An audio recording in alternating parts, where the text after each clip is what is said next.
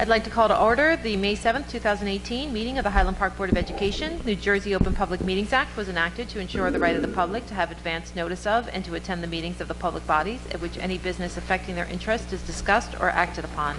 In compliance with the Open Public Meetings Act, the Highland Park Board of Education has caused notice of this meeting, setting forth the time, date, and location to be submitted for publication to the Home News Tribune and Star Ledger and posted on the board's website at least 48 hours in advance of this meeting.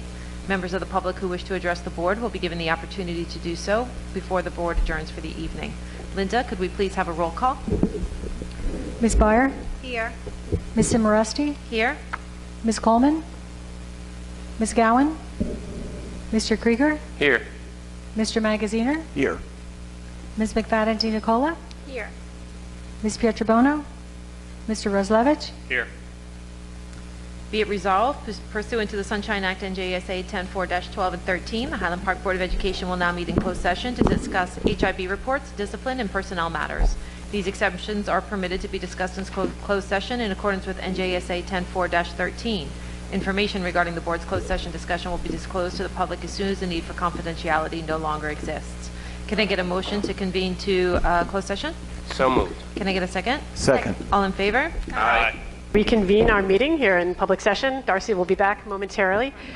Could we stand, please, for the Pledge of Allegiance? The flag is behind the screen there. Pledge allegiance to the flag of the United States of America and to the republic for which it stands, one nation, under God, indivisible, with liberty and justice for all. Linda, were there any communications other than what's listed here? Take a minute to settle down if you'd like. I'm sorry. I apologize. I didn't mean to start without you. There was one email that came today. I'll be reporting it on the next agenda. Okay. Thank you. Now we're at the minutes. Let's see. This is a workshop for most purposes, no? Okay. So I guess It's not on for actual board action. No board action. no board action at all today. No, budget hearing. But okay, Yes. the budget. Okay, all right. So does anybody have any corrections to the minutes or any comments about the minutes that we should correct before the next time? I had one quick correction on policy. I believe the minutes, or at least the version I read, said that we tabled the student records policy. And I think we tabled the lice policy and voted in. It's correct on this agenda. It's just a typo.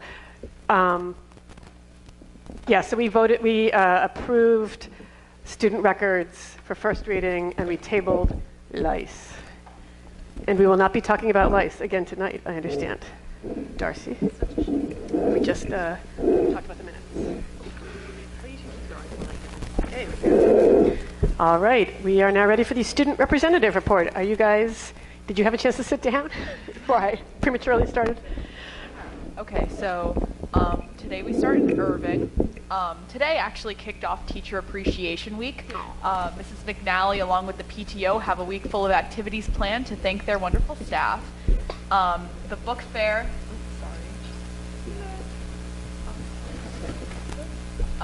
the book fair sponsored by the PTO was a wonderful success last week. There were 2 shopping days for the kids and then an evening for parents and students to come back. And just a reminder that the Irving PTO is looking for board members for next year. The Nature Garden has been such a blessing to the school. All of the hard work and loving hands of the community and students have made it into a serene place to learn and explore.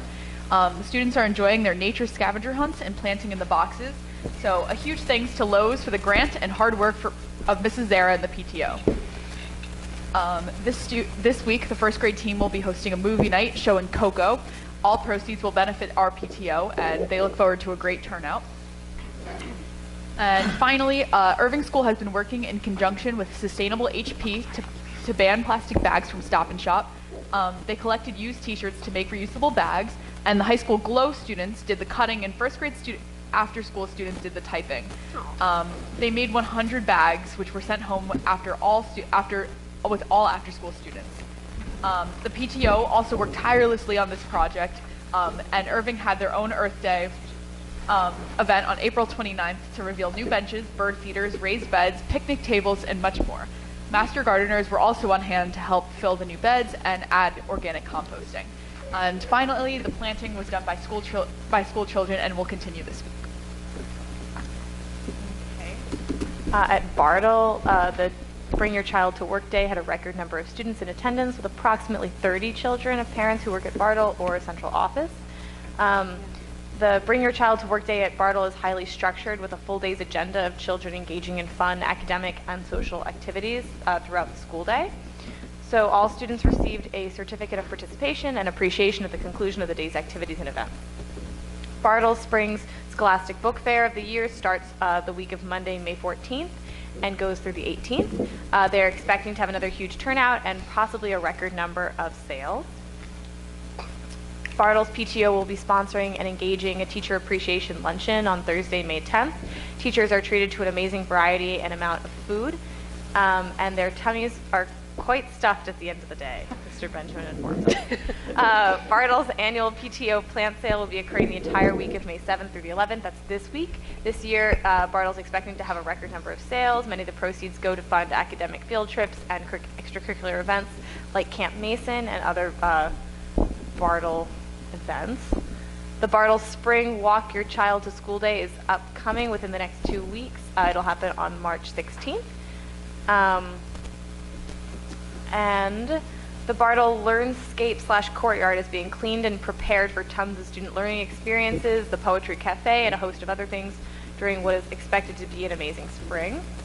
Bartle School celebrated Earth Day by offering a rain cloud activity. The craft was designed to simulate rain pouring out of clouds, and by using blue paint, reused cotton material, glue, water, and recycled paper, children of all ages used droplets to make the clouds become heavy, and gravity caused the water droplets to fall as rain.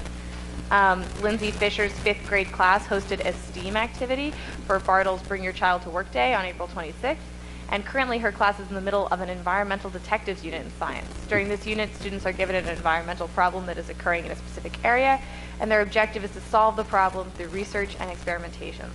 They have actively been talking about the other forms of pollution and in conjunction with Earth Day, and they decided as a class to run a STEM activity for Bartle visitors. So this activity was called Litter Bug, an engineering challenge, and the objective was to use recycled materials to create a litter bug. Students were given a set of challenge rules and a table full of supplies, and from there they used their creativity. And then moving on to the middle school. So prior to Earth Day, 6th grade science classes watched the documentary Bag It and learned about how our overuse of plastic bags and plastic in general affects our environment. As an extension activity, they conducted a lunch box dissection in which they examined the packaging of their items in their own lunch or a friend's lunch and proposed alternative packaging methods that were more environmentally friendly. For the Earth Day celebration, a group of students researched facts about our water footprint along with other things people can do to reduce it and presented the information on trifold display. They also prepared a game where visitors had to match some everyday items to the amount of water used to produce them. This was a very eye-opening activity for all of those involved. Okay, we move on to the high school. So the high school begins AP testing this week.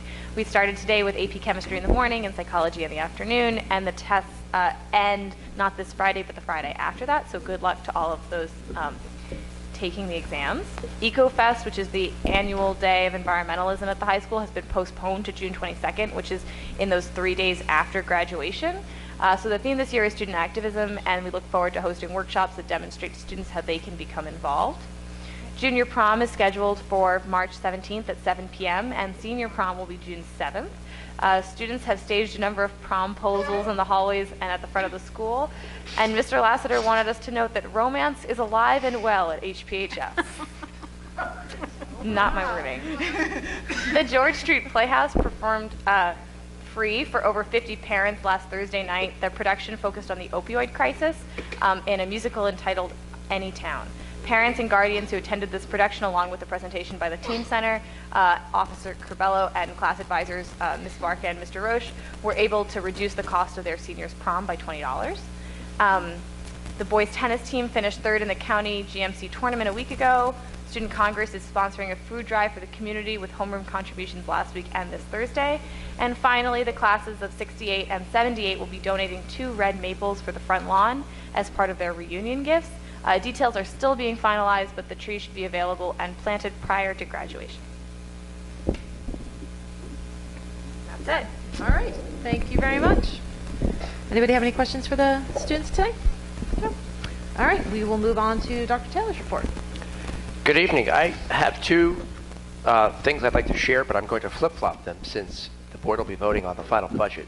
Thought I would first talk a little bit about the Teen Center program, and then I'll phase into the final budget presentation. So I had the opportunity to meet with Ms. Holman, who is a social worker in the Teen Center, and talk to her at length about what happens when a student is referred to our Teen Center. So I thought I would share in the next couple of minutes what is referred to as the intake process looks like. When a student is referred to the Teen Center either by a parent, guardian, another outside agency, maybe there was an issue with law enforcement and it was suggested that we know something about what the student might need in terms of supports as a result of what happened, or if a teacher refers to the child to the Teen Center, there's a very rigid process. And the very first thing that happens is Ms. Holman, Dr. Roth, or Ms. Asamoah, or one of the interns who works in the Teen Center. We currently have 3 interns from the Applied Psychology Department at Rutgers, part-time. They're not there every day. One is a master's student, 2 are doctoral students. The first thing that happens is the student's current living situation is considered. Is the student homeless? Is the student in a permanent residence? The student live with parents, guardians, or other relatives or friends. Academic progress is considered as well right away. There's a profile sheet that's actually filled out on the student. So Ms. Holman, in this scenario, would reach out to the student's teachers, call the home if there's a contact there, and talk about academic progress. Is the student struggling with homework? How are the grades? The other thing that would go into the profile from the very get is a review of any substance abuse history that might occur. That information would come mostly through interviews with the student. And what I was told by Ms. Holman is that very often students will be forthcoming about their background. In some cases, that's not the situation, so that the information may come from some outside source, the parent, the home. I know there's some concern about the involvement of law enforcement in providing information. I was assured that Ms. Holman does not reach out to local police to get this information, in particular substance abuse, for instance, history. There's also a review of any trauma in the student's life. I heard a story of one student, and I'm sure this is unfortunately common, who was sexually abused as a very young child, moved from home to home, was sexually abused by a second, in both cases second relative. That information, again, is often found by talking to the student.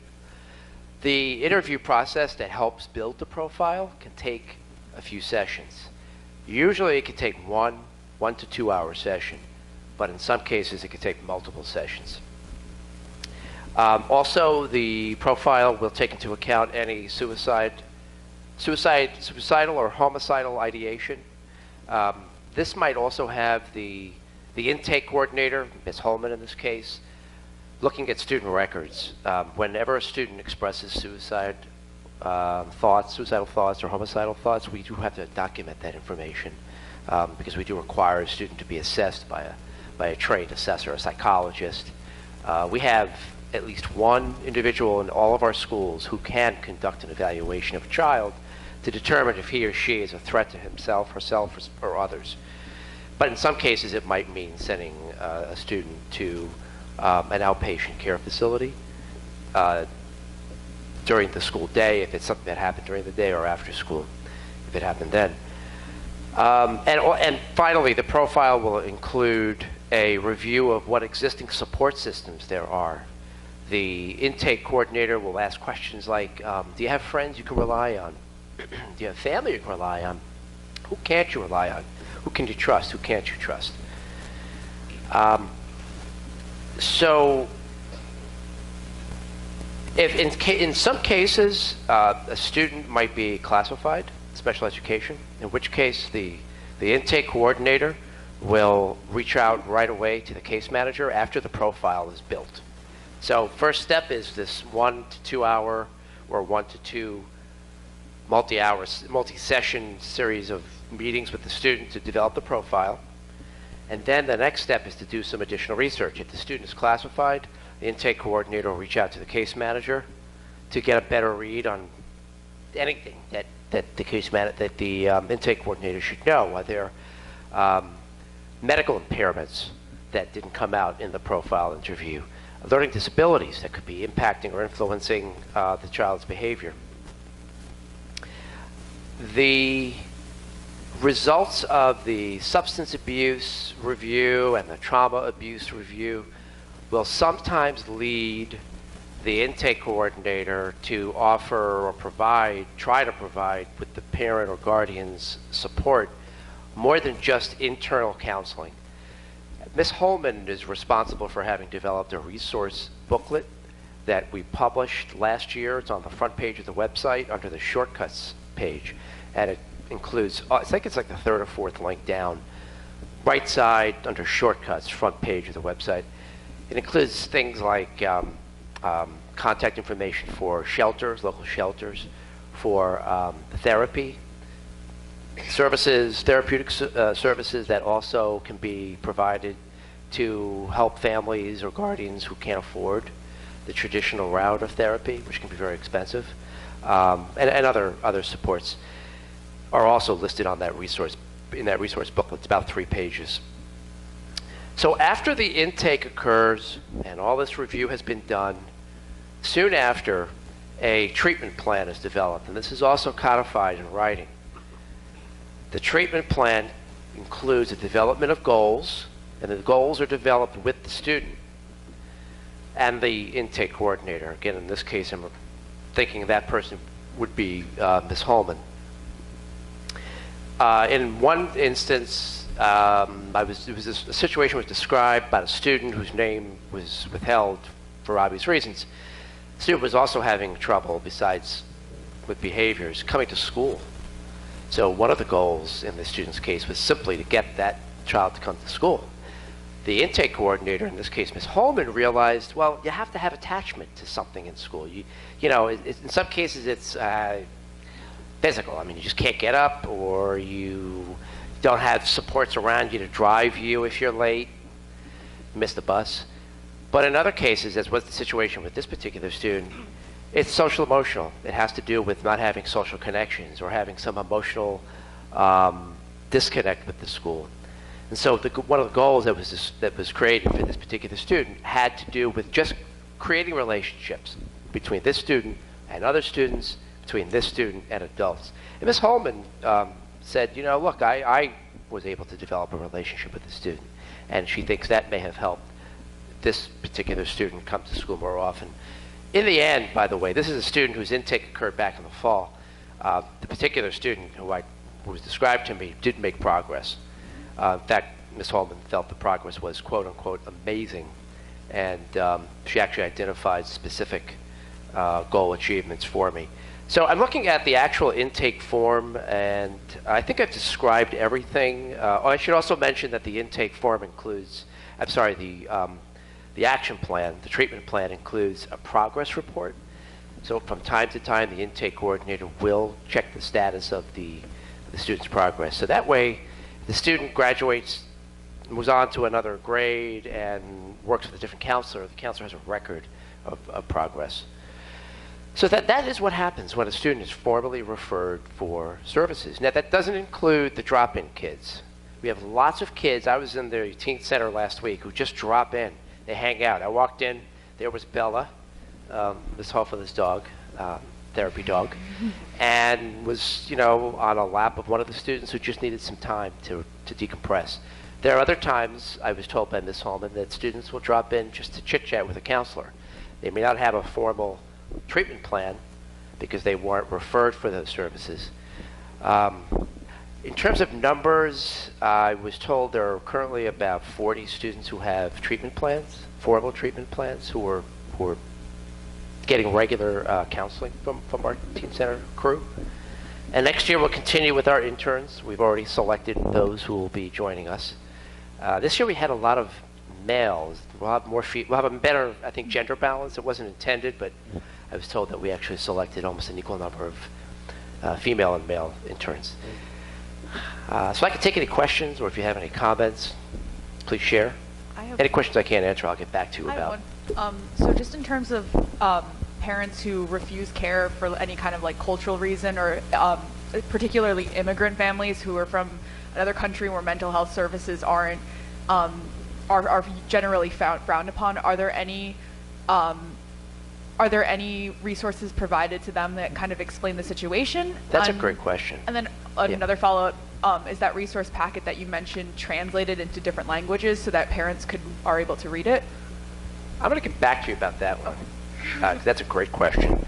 I can tell you that in my conversation with Ms. Holman, that came up. Although the issue didn't center on religious objections, it had more to do with, somebody who's resistant to the idea.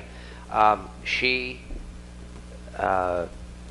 for instance, if a student is referred for the intake process, but during the intake just refuses to provide answers and says, you know what, this is not for me. Ms. Holman says that she will, she'll provide a pamphlet about the Teen Center's support services to the student, and then check on the student sometime later. She didn't indicate how much later. It could be weeks, could be a month or so. But she did say she follows up to see if now they might be ready. The student might be ready for counseling services. I had a situation recently in middle school, a student who was acting out. We strongly encouraged the parent to have us help the student with the Teen Center support. Parent really was resistant, not even resistant. Finally, after repeated behavior problems, the parent came around. I think other players happen to help in that area. For instance, Ashton Burrell, who we all know, has a mentorship program embedded in our school. He was able to step in and as a semi-outsider to the parents, say, look, this is good stuff. Trust me. I've been there. I was a student here. I used to use the Teen Center. So we've been using supports like that when we can. But I'll get back to you about the language. That's a great question. I'll try to report back next Monday. No, you were first. So I'm wondering about students that do or don't feel comfortable in the Teen Center. Do you feel that we need a certain amount of diversity among our counselors and interns, and do we have that amount of diversity? I mean, I can imagine that some students,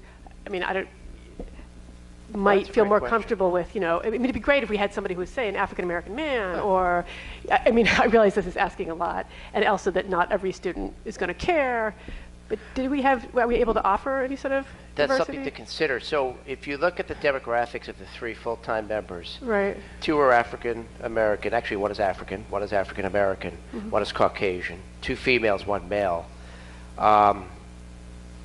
Nobody of Hispanic origin, although one of our interns happens to be of Hispanic origin, but maybe it's something we need to be more mindful of.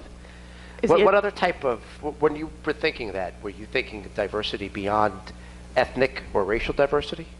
I guess I was ethnic, racial / cultural. We've talked about students who, for whatever reason, their parents were very reluctant to have them engage in services. Maybe they were concerned about stigma, possibly legitimate concerns about African-American kids being stigmatized by being labeled, and I'm wondering if the Teen Center feels welcoming to students like that. And I realize, the racial identity of the counselor is far from the only issue, but I don't know. Would that help encourage people to come in if they had somebody that they felt was part of their community, or is that really simplistic? It's worth a follow-up with Ms. Holman to see what she has to say. If people are not signing up, possibly if she because feels of like that. there is that lacking. Right. So we have 2 variables with which to work. One is the interns, right? Right. They change every year. Sure. So that's where we might be able to find diversity outside of what we have now. And the other variable is the work we're likely going to be doing with Rutgers University Behavioral Health Care. We're bringing in additional support in a licensed clinical social worker 1 day a week. Maybe that person could represent a certain segment of populations you think might be reticent. I'm just thinking that Ashton has been effective with students that are sort of some students that are disaffected, and part of that may be that they see, oh, Ashton is someone I can emulate. Ashton is like me. I mean, it might not be that he's black, but that he's, he's a minority student. He's very successful, So yeah, I'm just wondering if that is the cause of many students being resistant, or if it has really no impact at all. And I guess my other question, real quick, if you don't mind, Monique, we have a protocol, right, for if a student doesn't want his parent contacted, are we able to provide that student with supports? If the student says, oh, I'm having a really big problem with my parent, please don't call them. Can we make an action plan or something of that nature? So that the student still sees support if the parent doesn't. If the student doesn't want, say the student is going through a transgender transition or something, it doesn't want the parent to know or isn't ready for the parent to know. How is that handled at the teen center? That is a good question. My thought is initially that it's, for liability reasons in part, helpful, if not necessary, to have a parent sign off on counseling services that are provided. Right. But that doesn't mean that Ms. Holman couldn't talk to a student who has a question about teen pregnancy. Right, for example. Something along those lines, but doesn't want to confide in a parent. I'll follow up with more information about that. I'm sure she has a good way of handling it, or talking to the parent without revealing every detail that was shared or whatever. But yeah, I'd like to hear more. Thank you. By the way, I know Monique has a question before I get to it. I'll be sure to get back to Olivia and you, Ann, and if other questions come up that I can't answer, those as well. Next Monday, and under old business, oh, great. I'll follow up with the answers. Thank you.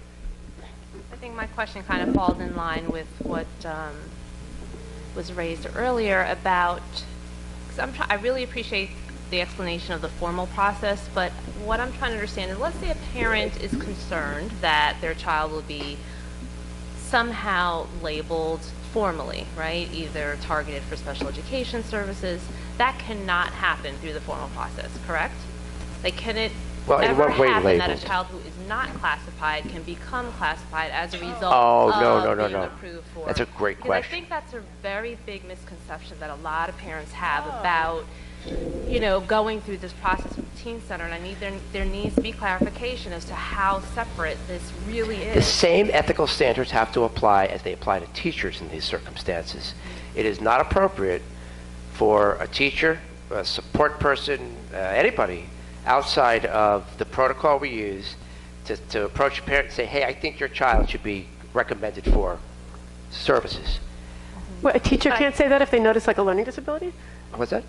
I think what I'm asking, though, is let's say a parent is reluctant about approving their child to go through this process because they're concerned that as a result, they will be then placed in the system. Formally labeled. Oh, that's interesting. So, right, not necessarily that it comes from a teacher recommending it, but just that this process is actually aligned with that. And I think, I know that there are parents who associate, they feel like that's a potential to happen, and they're really reluctant about having their child getting caught up in that service system, right?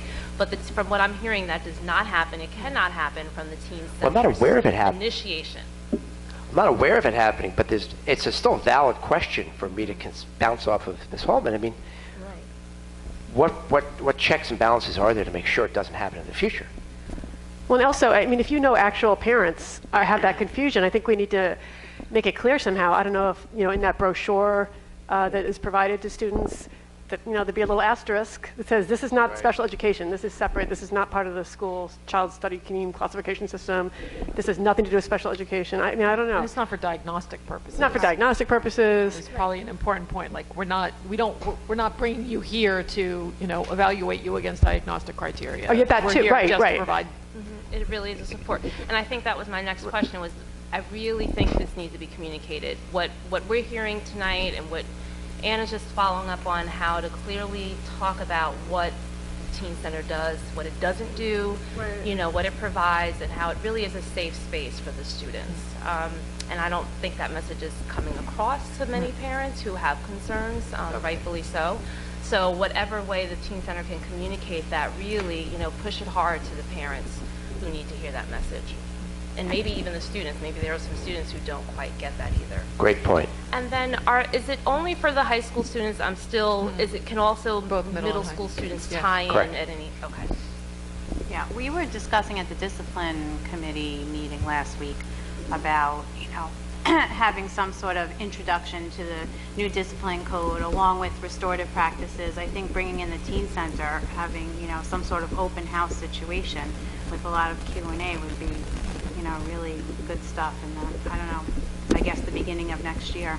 You think we could wrap this in as well? Yeah, I think it's all related, and I think it's, you know, very important information that we haven't successfully communicated thus far. I don't think that when my kids transitioned from Bartle, I don't think we had any introduction formally to the teen center. Right. That's a good point. Yeah. But I would also add that I think it should be probably separate from discussions about discipline code and school policy. You know what I mean? Let's like two separate forums, right? Just kind of teen center night or something, whether it's related to restorative practice, which is more in line with what the teen center does as opposed to discipline. I agree. It'd be great for students to know and parents to know this isn't something that goes on your record, right? It's not like a disciplinary infraction you can look up on Genesis, right? It's confidential. It's, you know, it's a therapeutic. Oh, it's definitely not Genesis, but the question still stands that I'd like to have answered. Well, what keeps the kids from getting caught up in the system? Right. And so I'll get back to you. And That'd be great. And also on how we can maybe do a better job of informing parents. I had no idea this was a source of confusion. I mean, they're totally Good. separate from the child study team members. Absolutely. I mean, there's no crossover whatsoever between child study team and teen center, so I guess that needs to be made very clear. Yeah. You know, it's not like folks from the teen center go to CST meetings, or it's correct, absolutely funded not. separately. It's, you know, everything about it is separate. But the bigger question to me, whether it was spoken yet, is, well, what record keeping do we maintain, and how, and what is shared? I mean, it comes back to the conversations we've had about law enforcement and what's shared with them. And what are the Anything possible for a student implications? anything for a student under 18 is accessible by parents. I mean, parents can request any school records, and that does include teen center records. I mean, Right, but aside from the But- parents, right? Like, what are the Yeah, yeah, yeah. implications of that? yeah, but I information? would think it wouldn't be available to anybody else. Like outside a of- teacher, let's Yeah, say, yeah. right, let me find that out. Let me assure you of that. Get back to you during all business next week. So then with that, I'm going to move to my next topic, which is about the budget. I'm not going to go into great detail over the budget again, because very little has changed. If anything, I think just two lines, which I'll point out in bold print, have changed since the preliminary budget. So a reminder that we spent quite a bit of time starting in December meeting with groups of people. Every leadership team member had to vet the budget, not only with me and Ms. Hofela, but with the board finance committee. The board of finance committee and I just wrapped up our last meeting with the community, and that happened on April 30th. It was a wonderful interaction with mostly Orthodox members of our community at the congregation that's on South First Avenue. Tonight is the final evening for comment from the public and for me to share any changes that may have occurred from the preliminary to the final phase, because the board will vote on that budget and it will be presented to the Department of Education this week. Once again, the major changes we had to consider as we developed the budget included increased special education costs, continued uptick in our out-of-district costs in particular, a greater number of homeless families who we are supporting. We're up to 18 students who were considered homeless. We were in the single digits last year. I talked about the McKinney-Vento law and how that might be impacting our numbers in my last presentation.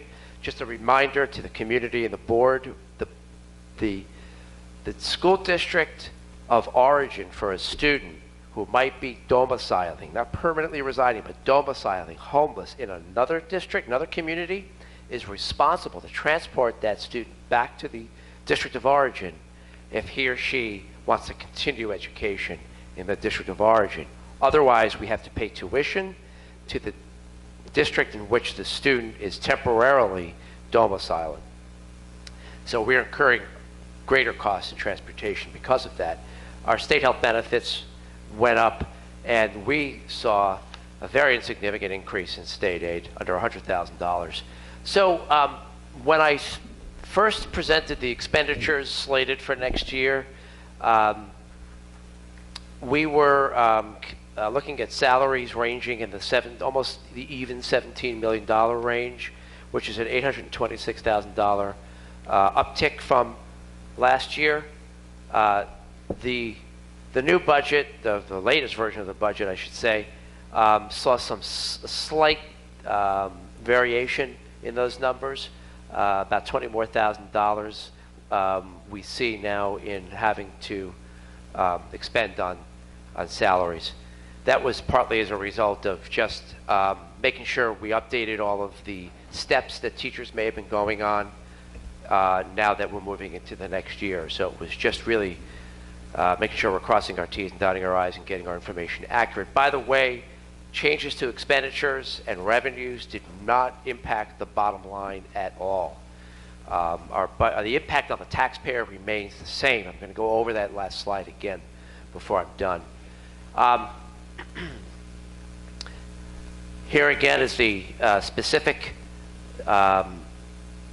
number I was referring to, the increase in our out-of-district tuition and transportation is a little over $263,000 from last year. So we're consistently incurring costs for tuition of these students. That includes their transportation. Now, when you look at salary, when you look at salary changes in the last presentation, I had numbers that showed you exactly the numbers of teachers that we're having to add to the staff, and I'm going to come back to that slide. I think I missed it, so I'll go back to my computer in a second and make sure that I present that. But I do want to add some new information that I didn't share in the preliminary budget, and that's the impact that budget cuts had because of the drastic increases in expenditures to staffing. We did eliminate 2 positions. All of the individuals who were impacted by these positions have been notified. The administrative assistant secretary in the central office, my office position, has been eliminated. The database specialist position has also been eliminated. That's the individual who would maintain our student information system, our website, would develop data sheets from time to time when I would ask for information like demographic breakdowns. This person was also responsible for state reporting. We're going to be redistributing responsibilities from both of those positions to existing staff. We also had to reduce, enforce, let go of 3 positions as a result of a change in student enrollment. Our grade 2 class is quite small. Our numbers in those classes is on average about 17 per class. Going into 3rd grade, we're going to eliminate 1 section that we offer. We had 6 sections. We're going to come down to 5. Still means our class sizes will be likely no more than 21 in a class unless we get busloads of people enrolling who we didn't anticipate in our schools. The change in IEPs and the move up in the middle school of students from 1 grade to the next has allowed us to close a few sections of middle school special education classes, so we were not in need of a middle school special ed teacher. And finally, we had a paraprofessional supporting the librarian in the middle and high school. That position was also cut. Now, fortunately, because of various internal maneuvers, none of the folks who were actually in those 3 positions that were riffed are losing their jobs. We have places for them internally, so we'll be able to keep all our good staff. I want to talk about revenue, and then when I'm done, I'll come back to that slide that I somehow pulled out about personnel, monetary expenditures for personnel. This is our revenue stream. You can see again the state aid is under $100,000. Had we been fully funded, it would have been closer to about $400,000. I'm ballparking the number, but you get a sense of just how short we are in state aid. We made some changes since the last version of my budget presentation. We are we're going to take a little bit more. We're going to put a little less into reserves, like capital reserve and maintenance reserve. So we have a little bit more in what's referred to as fund balance. That's the money left over after we have exhausted our needs for this year that we can use to offset the taxes, the tax levy going into next year. Here's a reflection of that change. It's roughly a $50,000 difference. So in other words, we're going to be putting an additional we're going to be not putting $50,000 more in our reserves than we had anticipated. Reserve accounts are used to pay for large-scale projects. Capital and maintenance reserve in particular might support such big projects like the replacement of a roof, the famous scenario that leaders learn in the graduate programs is a boiler goes in the middle of winter. You got to go out and get a boiler. Well, you would tap your reserve accounts to do that. But we are very comfortable, Finance Committee, Ms. Hoefel and I, that we have plenty in reserve to cover devastating events if they were to occur. We also made a change to the other category. Other covers additional facilities income. Sometimes we'll have a group come in and want to use the high school stage. We shorted ourselves a little bit in the area of the other revenue that we're generating on the preliminary side. But we still have what is considered a zero balance budget, which means our expenditures equal our revenues. I am not going to go over every line. We discussed the tax impact on us, the resident. It hasn't changed since the preliminary budget. It remains the same. The tax levy, the percent of taxes assessed to the resident is still 4.03%. None of those numbers have changed. I also explained in my preliminary presentation how we are able to increase taxes beyond the 2% cap that most of us are familiar with. Well, we can do so because there is an allowance for school districts to adjust the tax levy to accommodate the exorbitant costs that are constantly barraging us in the area of healthcare.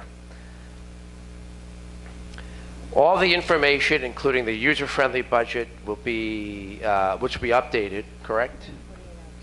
Okay. Go ahead. Why don't you- Within 48 hours. In the next 2 days? In the next 2 days. So by, let's say tomorrow, Tuesday. By Thursday morning, it'll be there. Okay, great. Thank you. That'll all be up on the website we've set up. If you go to the very front page, hpschools.net, I've set up a news item at the very top that gives you all this information, including my presentation. There is just one more slide I want to show you that was mysteriously deleted from my presentation. It's the same slide I showed for the preliminary presentation I made.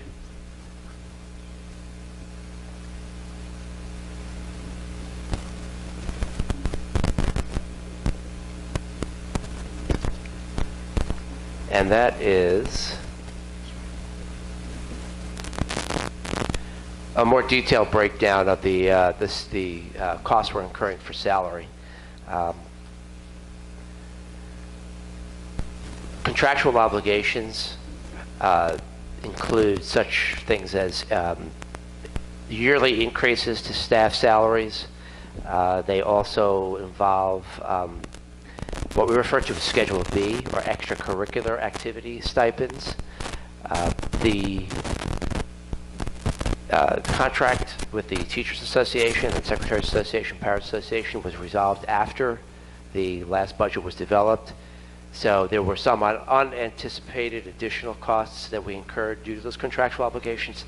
That's all in that $604,000. We did also have a number of needs to increase staff, and I'm not going to go over the details. I did that for the preliminary presentation. In a nutshell, though, it has a lot to do with the numbers of younger special needs students coming to Irving and us having to open up another section of a class, also some change in enrollment in the upper grades, middle and high school in particular, that called for us to open up or expand, create new sections of certain classes so we can keep our class sizes down. Whenever that happens, we are obligated to compensate staff for the additional courses they're teaching. So that's all wrapped up in staff increases. The staff savings, you know by now, I showed you that other slide, have to do with the 3 positions we riffed, we reduced in force, and the 2 we eliminated. It's just speaking to that before I close things out. It's very, very difficult for somebody in my position to have to deal with a $1.2 million budget deficit, which I was confronted with after I met with all the principals. And we balanced, we flatlined all the building budgets. We took as much blood from the stone as we could to have to then make up $1.2 million. And also accommodate some additional needs for security at the high school, hence the addition of an assistant principal position that we're adding to the high school. To do all that, something had to give, and that's why we had to look to some staff changes. But again, I'm very happy to report that we're not going to be losing anybody from our current staff, despite those changes. And I can explain that if there are any questions in public or from the board. Mr. Krieger, Finance Chair, did I cover everything, or is there anything you'd like to add? Yeah, the only thing I'd like to add is the difference in the bottom line for the average household, which went from 70 some odd dollars this year to approximately $250 next year, is almost entirely because of the timing of a refinancing of our bond obligations, with payments last year being less than full because we refinanced, and extra payments this coming year. And that's why Dr. Taylor showed an average of $161 for the 2 years, as opposed to the 70 some odd and the 250. Otherwise, the 2 budgets are very comparable, other than that a small increase from 3.7% to 4.03%. So it's a large budget. It's something that struck me looking at it as I do look at it over the months. We're dealing with a $36 million budget. It's more than 60% of the budget for the taxes for the borough, and the Highland Park resident pays for the borough taxes, county taxes, library taxes, and school taxes. School makes up over 60% of that. So it's a large number, but I think with our administrators, we're in good hands, and we're moving forward in a positive way. So Scott and Linda, thank you. Does anybody else have any questions for Scott, or on the budget, or? No? Okay. So the way we have this structured on the agenda is we have a public comment session dedicated specifically to the budget. So if anybody here tonight wants to go up to the podium and give us any feedback about the budget, now would be the time to do so. But that would be specific to the budget and not any other agenda items. Nope, I don't see anybody running to the podium. So we will go to the resolution to adopt the 2018-2019 budget. Can I get a motion to adopt the 2018-19 budget? So moved. Can I get a second? Second. Is there any additional discussion? No? Linda, do you want to read that in, or? I don't think it's necessary. No? Okay.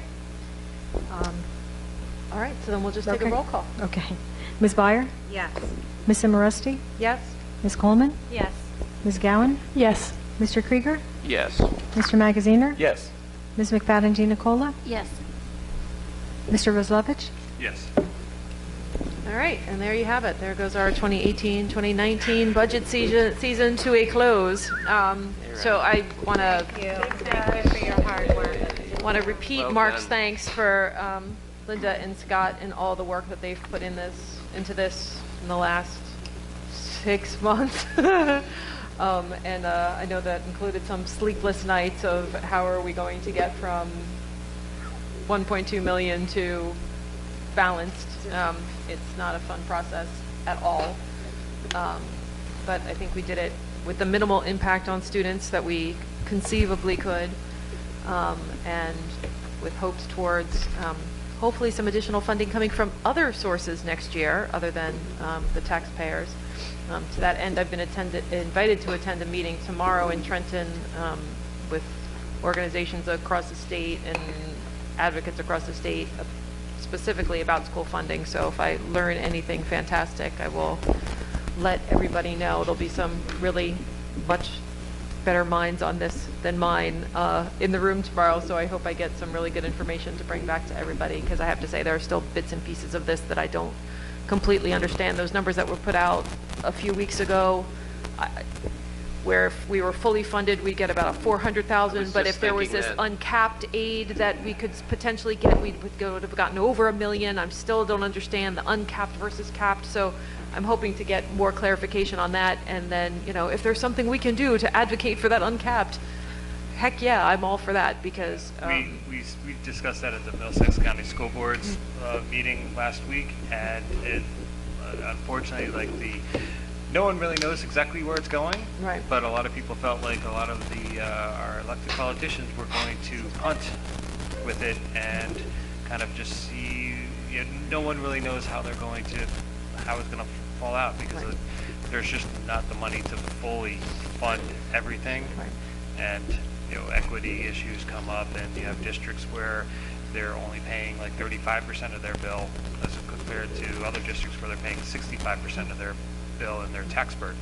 So there's so many variables that go into it. You just, every time I go to one of these, specifically on the budget, it sort of makes your head spin, because you learn a little bit more and you understand it a little bit deeper, and then you realize that there's so many different components to it that it's a very difficult scenario that all the different districts in the state has gotten us into at this point. Right. And we have one of the better funding models. I mean, of course, it's not being fully funded, but, we can see the teacher strikes going on all around the country, because in so many states, teachers are so drastically, remarkably underpaid. At least we don't have that going on in New Jersey, but we're not, we're not getting the help from the state that we generally need. And there's still talk of money being redistributed before the state budget is finalized. So we could have a scenario like we had last year, where all of a sudden a couple $100,000 falls out of the sky after we finalize this budget.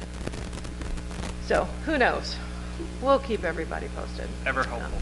Ever hopeful, exactly. But thank you very much to the rest of the Finance Committee and to Scott and Linda for getting us through this relatively unscathed again this year. And thank you, of course, again to all of the taxpayers of Highland Park for continuing to support the public schools. It was one of the really remarkable things that happened at the meeting that we had last week at the synagogue. We got a lot of support, and a lot of real vocal support for public education, a lot of real understanding that even though there may be segments of our community that don't utilize the public schools, they still see the benefit of the public schools, and that's huge. That is absolutely, positively huge.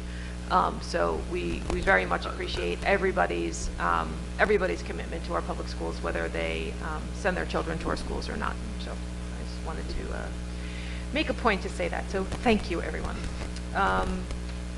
So we will move on to our board committee reports and recommendations, starting with curriculum and instruction with Michelle.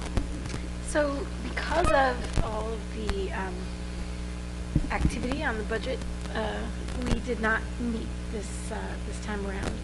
But there are two items on the agenda, and number one is, as usual, the resolution to approve field trips.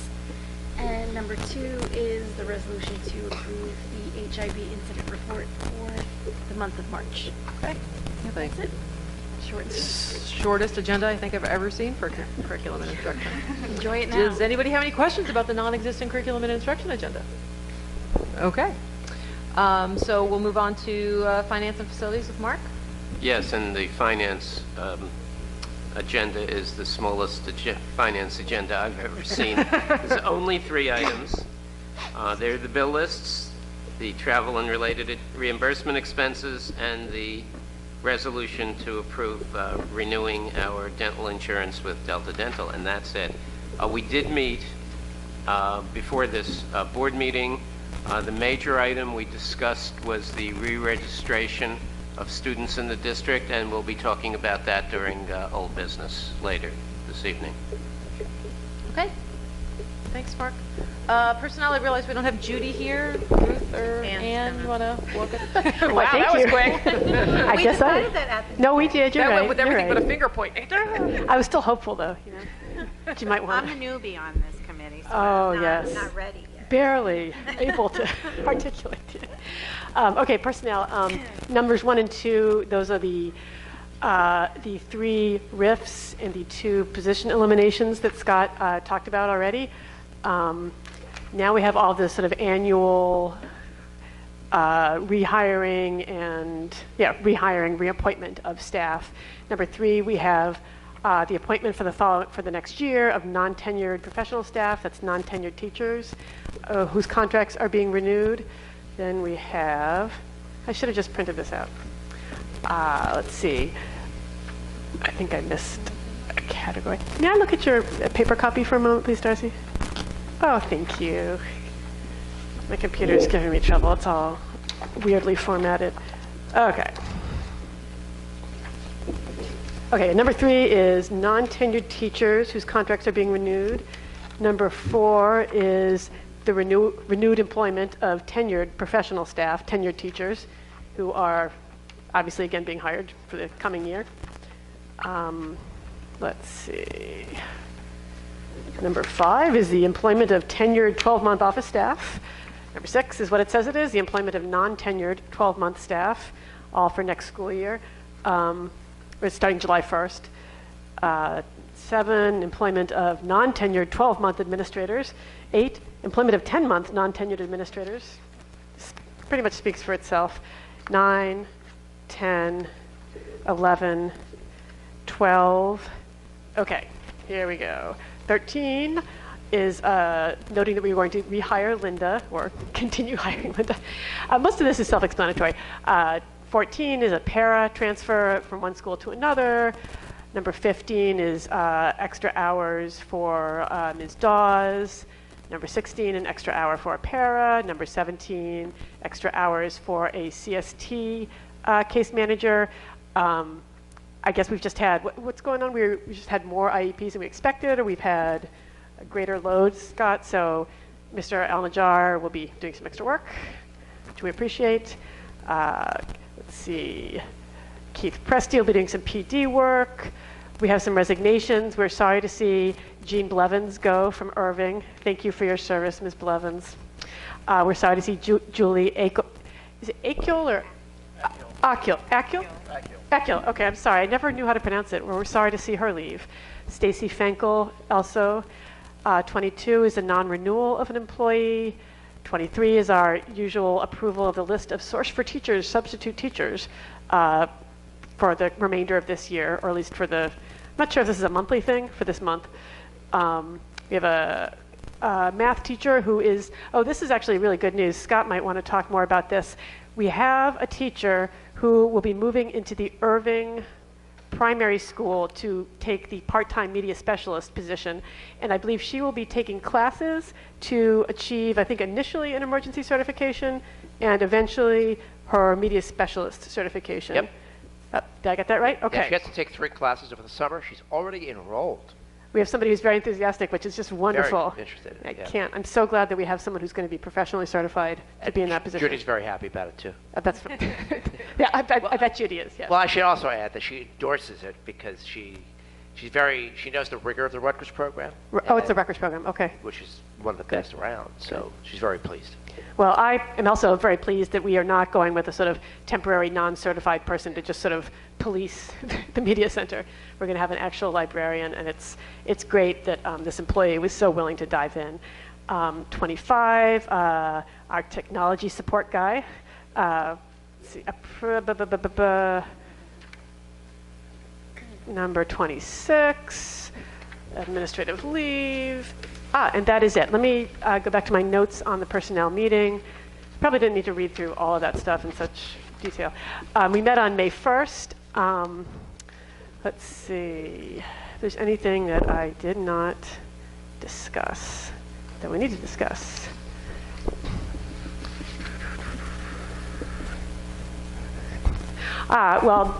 Ongoing is, I don't know where in the process we are, but we have 2 positions for which we're doing interviews, right? For do you want to, Correct. It is. Okay. We have a maternity leave position for our assistant principal at the middle school, and that will be a full-time replacement maternity position? Okay. Yeah, it'll start November and take us through June. Great. That's a full-time administrator just for the middle school? Correct. Okay. And we're also interviewing for a full-time assistant principal who would be assigned to the high school. Scott, where are we in that process? So we had about 238 applicants. Yes. We screened them down to 10. We're interviewing Wednesday and Thursday. A committee will be involved, including students, parents, teachers, some supervisors. The second round will be May 15th, and that will involve the personnel committee. Wonderful. Thank you for letting us be there to, see what's going on, maybe ask a few questions. 1 second. Oh, that's all I have. Thank you, Scott. All right. Thank you, Darcy. Does anybody have any questions for personnel? I actually wanted to ask about the screening process for the new hire at the high school for the vice principal position. The screening process. If you could give us a kind of overview about what that entailed. Mr. Lassiter and I were responsible for screening the resumes. We each did a blind review. We did it in rounds. So the first round had us taking the 238 down to about 30. We then met. We compared notes to see where there were overlaps. Surprisingly, we were on the closer page than I expected. I say surprising because I'm the central administrator. I see a different picture than a building administrator might. But from that, we were able to pull 10 of the 30 that we each brought to the table. Now, the 10 will be taken down to a party of 4 semifinalists, who the board personnel committee and Mike and I will then interview. Then 2 or 3 candidates will be presented to me as finalists. And my goal is to come to the board June 4, I believe that's our meeting, the 4th, with a recommendation, and then we'll vote on the 11th. So do we go into interviews like that with already saying what the salary range is, so that we don't get to the position where we're at the end with the candidate we love and the salary's too low? Or so the finalists, so part of the process of me interviewing the finalists, besides putting them through a grueling hour-long interview, is at the end to go over the details. I talk about salary, benefits, vacation days, timeline, professional support. I do it all. Good. And I usually give the finalist an opportunity to get back to me if he or she has concerns about the salary. But the salary is pretty lock set. We're bound by contract. A lot of the people, I think almost all the 10 candidates we're interviewing, don't have prior administrative experience. So they're starting on the first step. All right, so we should be good. All right. And I believe that our administrative salaries are pretty on par. Yeah, I think 90 is the starting salary for assistant principal. Great. All right, any other questions on personnel? No? All right, seeing none. Anne, still you. Policy. Very exciting. We're seeing number 8330 again, student records. At the next meeting, I will be moving that we adopt that policy as amended in several places to ensure that we are not unnecessarily collecting data on where students were born, on whether they're born in the United States or elsewhere, for the protection of our potentially undocumented students. Okay, great. And do we have a timeline idea for when we'll see the LICE policy come back to us, or? I think Scott was going to confer with staff and other administrators and see sort of where we were going with that. Do you know where we are in that process? I'm trying to get it done by Wednesday. We have a meeting on Wednesday. Yes, I forgot to mention that. Yes. So by June, we might have a second version. Great. Cool. Good. So there'll be, I think at least four meetings at which the LICE policy will be presented, the proposed LICE policy. So lots of time for people to come out and chat about LICE if they're so inclined. Or send us emails. Let's all sit in the room and itch. So much fun. No.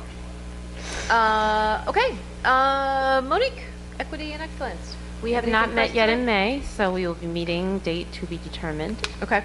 In the next week or 2 weeks. Alrighty. Okay, so let's see. That brings us to public comment. If anybody would like to make public comment on any other board items or any other topic, now's your time.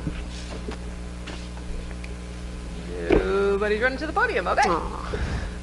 So we don't have any, we're not moving any items this evening, so that's good. So let's see. So that brings us to the President's report, which I don't have anything specific, but I did want to kind of give a follow-up to the meeting that we had. Oh, good grief. What was the day? What day did we have our... 2 weeks ago. Was it almost 2 weeks ago? No. Was it last... It was the end of April. Not last Tuesday, the Tuesday before. What was the date of our meeting? Our big... The school security. Yeah. Well, moving forward to implement restorative practice. That Wow, do you have the whole title? Go ahead. Well, no, that's actually only part of it. Right? It's increasing school security while moving forward to implement restorative practice. Look at that. I wrote, they helped write the announcement for whatever the last week. Yeah, it was, The 24th. yeah, it was last Tuesday. Yeah, last Yeah, Tuesday. it's almost 2 weeks ago. Almost 2 weeks ago. Anyway, I just wanted to follow up. First, thank the HPEA for the tasty dinner that you guys provided to everybody. I think that was a huge draw. Yeah. And to also thank, we had one babysitter, two babysitters? How many babysitters. We had two From any babysitters. Thank our babysitters as well. I think it really helped to be able to provide folks childcare and to provide dinner. Of course, the hysterical thing is that it was like, everybody's like, well, where's dessert? Like now that we've like upped it to babysitting and dinner, it was like, come on, people, some coffee and a Danish or something. Like, come on, let's get it. So funny. So now we need a third sponsor to bring dessert next time. We're for the stopping next at go around. massage chairs. That's it. She said we're stopping at massage chairs. We could have used it. But it was a tremendous crowd. I was blown away by the number of folks that came out. The entire board was there, so thank you also to all of the board for coming and participating. And I think some really positive, productive conversations were had. Some difficult conversations were had. It gave you a lot of information to continue to move forward, and also for us to continue as we move into summer and next year into another strategic planning update, tweak, whatever we want to call it, and some really good guidelines, I think, for moving forward with these, this additional hire for the assistant principal and for this position that we're looking to put into the high school beginning in September to have, an extra person in those hallways, how that role is going to get fleshed out, what those person's jobs and responsibilities are going to be, how we craft that job description. So I just want to thank everybody again for their input there. I'll also add, if you look at the screen, you'll see that Susan O'Donnell took all of the Post-it notes that were provided. I think we refer to that as our news section. And by table, she bullet pointed them. First, she listed the question that was posed. She bullet pointed them for each. And so the District Safety Committee, which meets in 2 weeks, is going to pour over this information. What I will do for the Safety Committee is pull out a lot of the data we got around the school liaison officer, that's Officer Joe, and what we, at the time, we're calling the youth development coordinator. That's the extra hand we would like in the halls at the high school, and use this information. I promised that group we would use it, and here it is. And one of the really interesting things that came out of it for me was this idea that you and I discussed, and we discussed at the table that I was at, which is that we get the board gets an HIV report on a monthly basis, the board gets a discipline report on a monthly basis, but we don't get a report on when Officer Joe was called.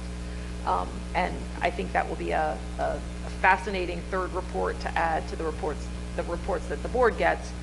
So we have a better sense. Now we just kind of have this nebulous idea of when Officer Joe was called, but to get real concrete examples of he was called on this date for this reason, and connect that to the other pieces. So I think I speak for the rest of the board that we look forward to starting to get that report, and to continue to clarify the role of Officer Joe in our schools. Did anybody want to add anything about that, their perspective on that evening? Or I was hoping that we would see students come out to give their perspective. I'm always curious and interested in what the students have to say. It feels like we're doing a lot of top-down stuff on our end, you know, as the grown-ups and the adults, and we don't really know how the culture of the school feels on a daily basis. So it was really great to see some of the students come out, and especially some of our former students come out. So that was, it was, you know, a room full of grown-ups talking about a very difficult topic, and I was really proud of our students that showed up and shared what they had to offer. Absolutely. I would just add to that yeah, there was like maybe 4 students plus some alumni, so that was kind of disappointing. I thought, at least from my perspective, it was like, even though those students were really involved, and that was great to see, I did have a discussion with Amari, who was one of the students there, who's also the student body president at the high school. I had a discussion with her and Mr. Lassiter about trying to continue that same discussion, but in a student-only setting, so that the administration could kind of get some of those ideas and then pass them on, because it's a lot to expect students to come out for 2 hours on a Tuesday evening. So we talked about doing something during some of these like class meeting slots that we have, or doing them right after school or at lunch. And so my hope is that kind of we'll be able to really make that happen, so that we can get, you know, perspectives from students at a time that actually works for them, in a setting that works for them. That would be great. Yeah. Thank you for doing that. Yeah, thank you. Can I add to that, or ask a question, I guess, or make a point? Can we make sure that that information, which is so critical, is shared with the discipline committee before we meet and go over kind of the bullet point list, so that we're really incorporating this kind of new data that I think should be included and right in there in that bullet point list? I know you said the meeting is, we're going to discuss that in the next meeting, but it would be nice if we could really, I think it should be like required that if we're going to get more student feedback, let's include that before the discipline group goes over this data. Yeah, absolutely. I mean, Yeah. I can make that happen. Sure. Great idea. Okay.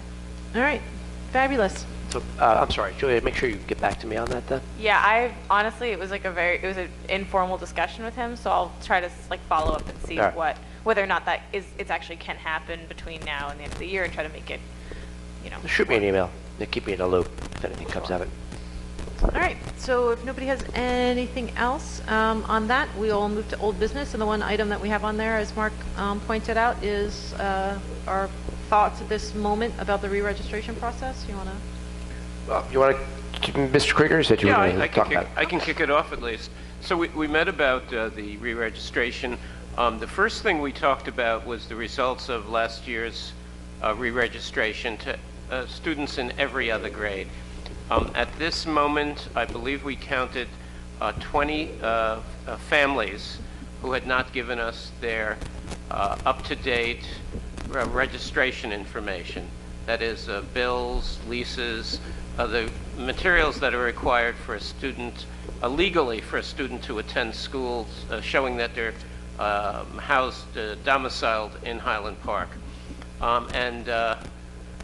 Scott presented to us the set of actions that the administration is taking, including certified letters and follow-ups with the families, phone calls to families, really to understand whether or not the families are living here or not, and just following up so that we do the correct practice and know that people really are here.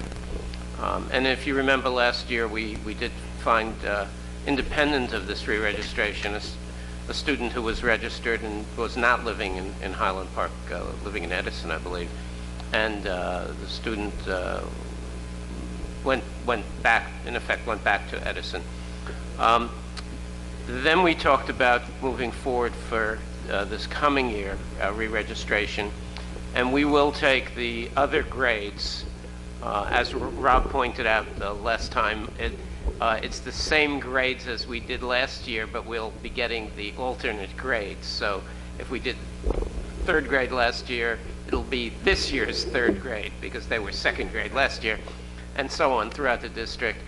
And the one point and one item of interest is the difficulty last year in registering. People had to come to the school during certain hours.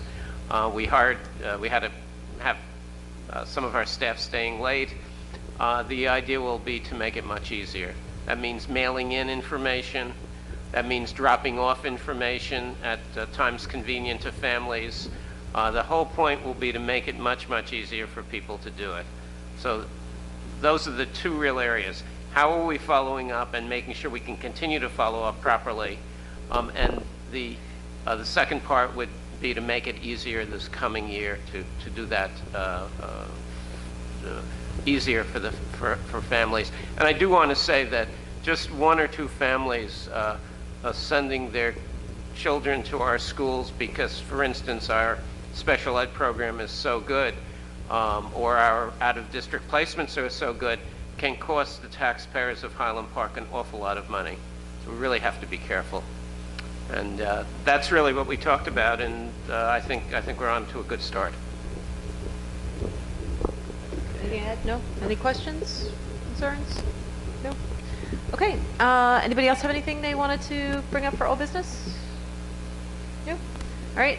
So the only item we have on the agenda for new business is the procedure for expressing concerns about our schools or an affirmative action complaint. So Yeah, you were going to cover that? Scott? Sure. I was asked to overview what the protocol is if a parent, guardian, student has a concern about something that happened at school. So there are two things that I'd like to point out. First of all, it is very helpful for anyone who has a concern about a school-related issue to first address that concern, preferably with the teacher if it's classroom-based, or with the principal if it's building-based.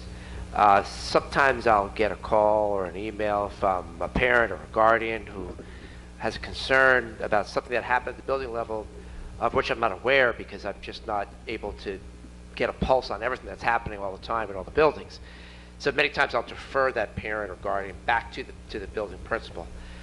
They're very, I find, they're receptive.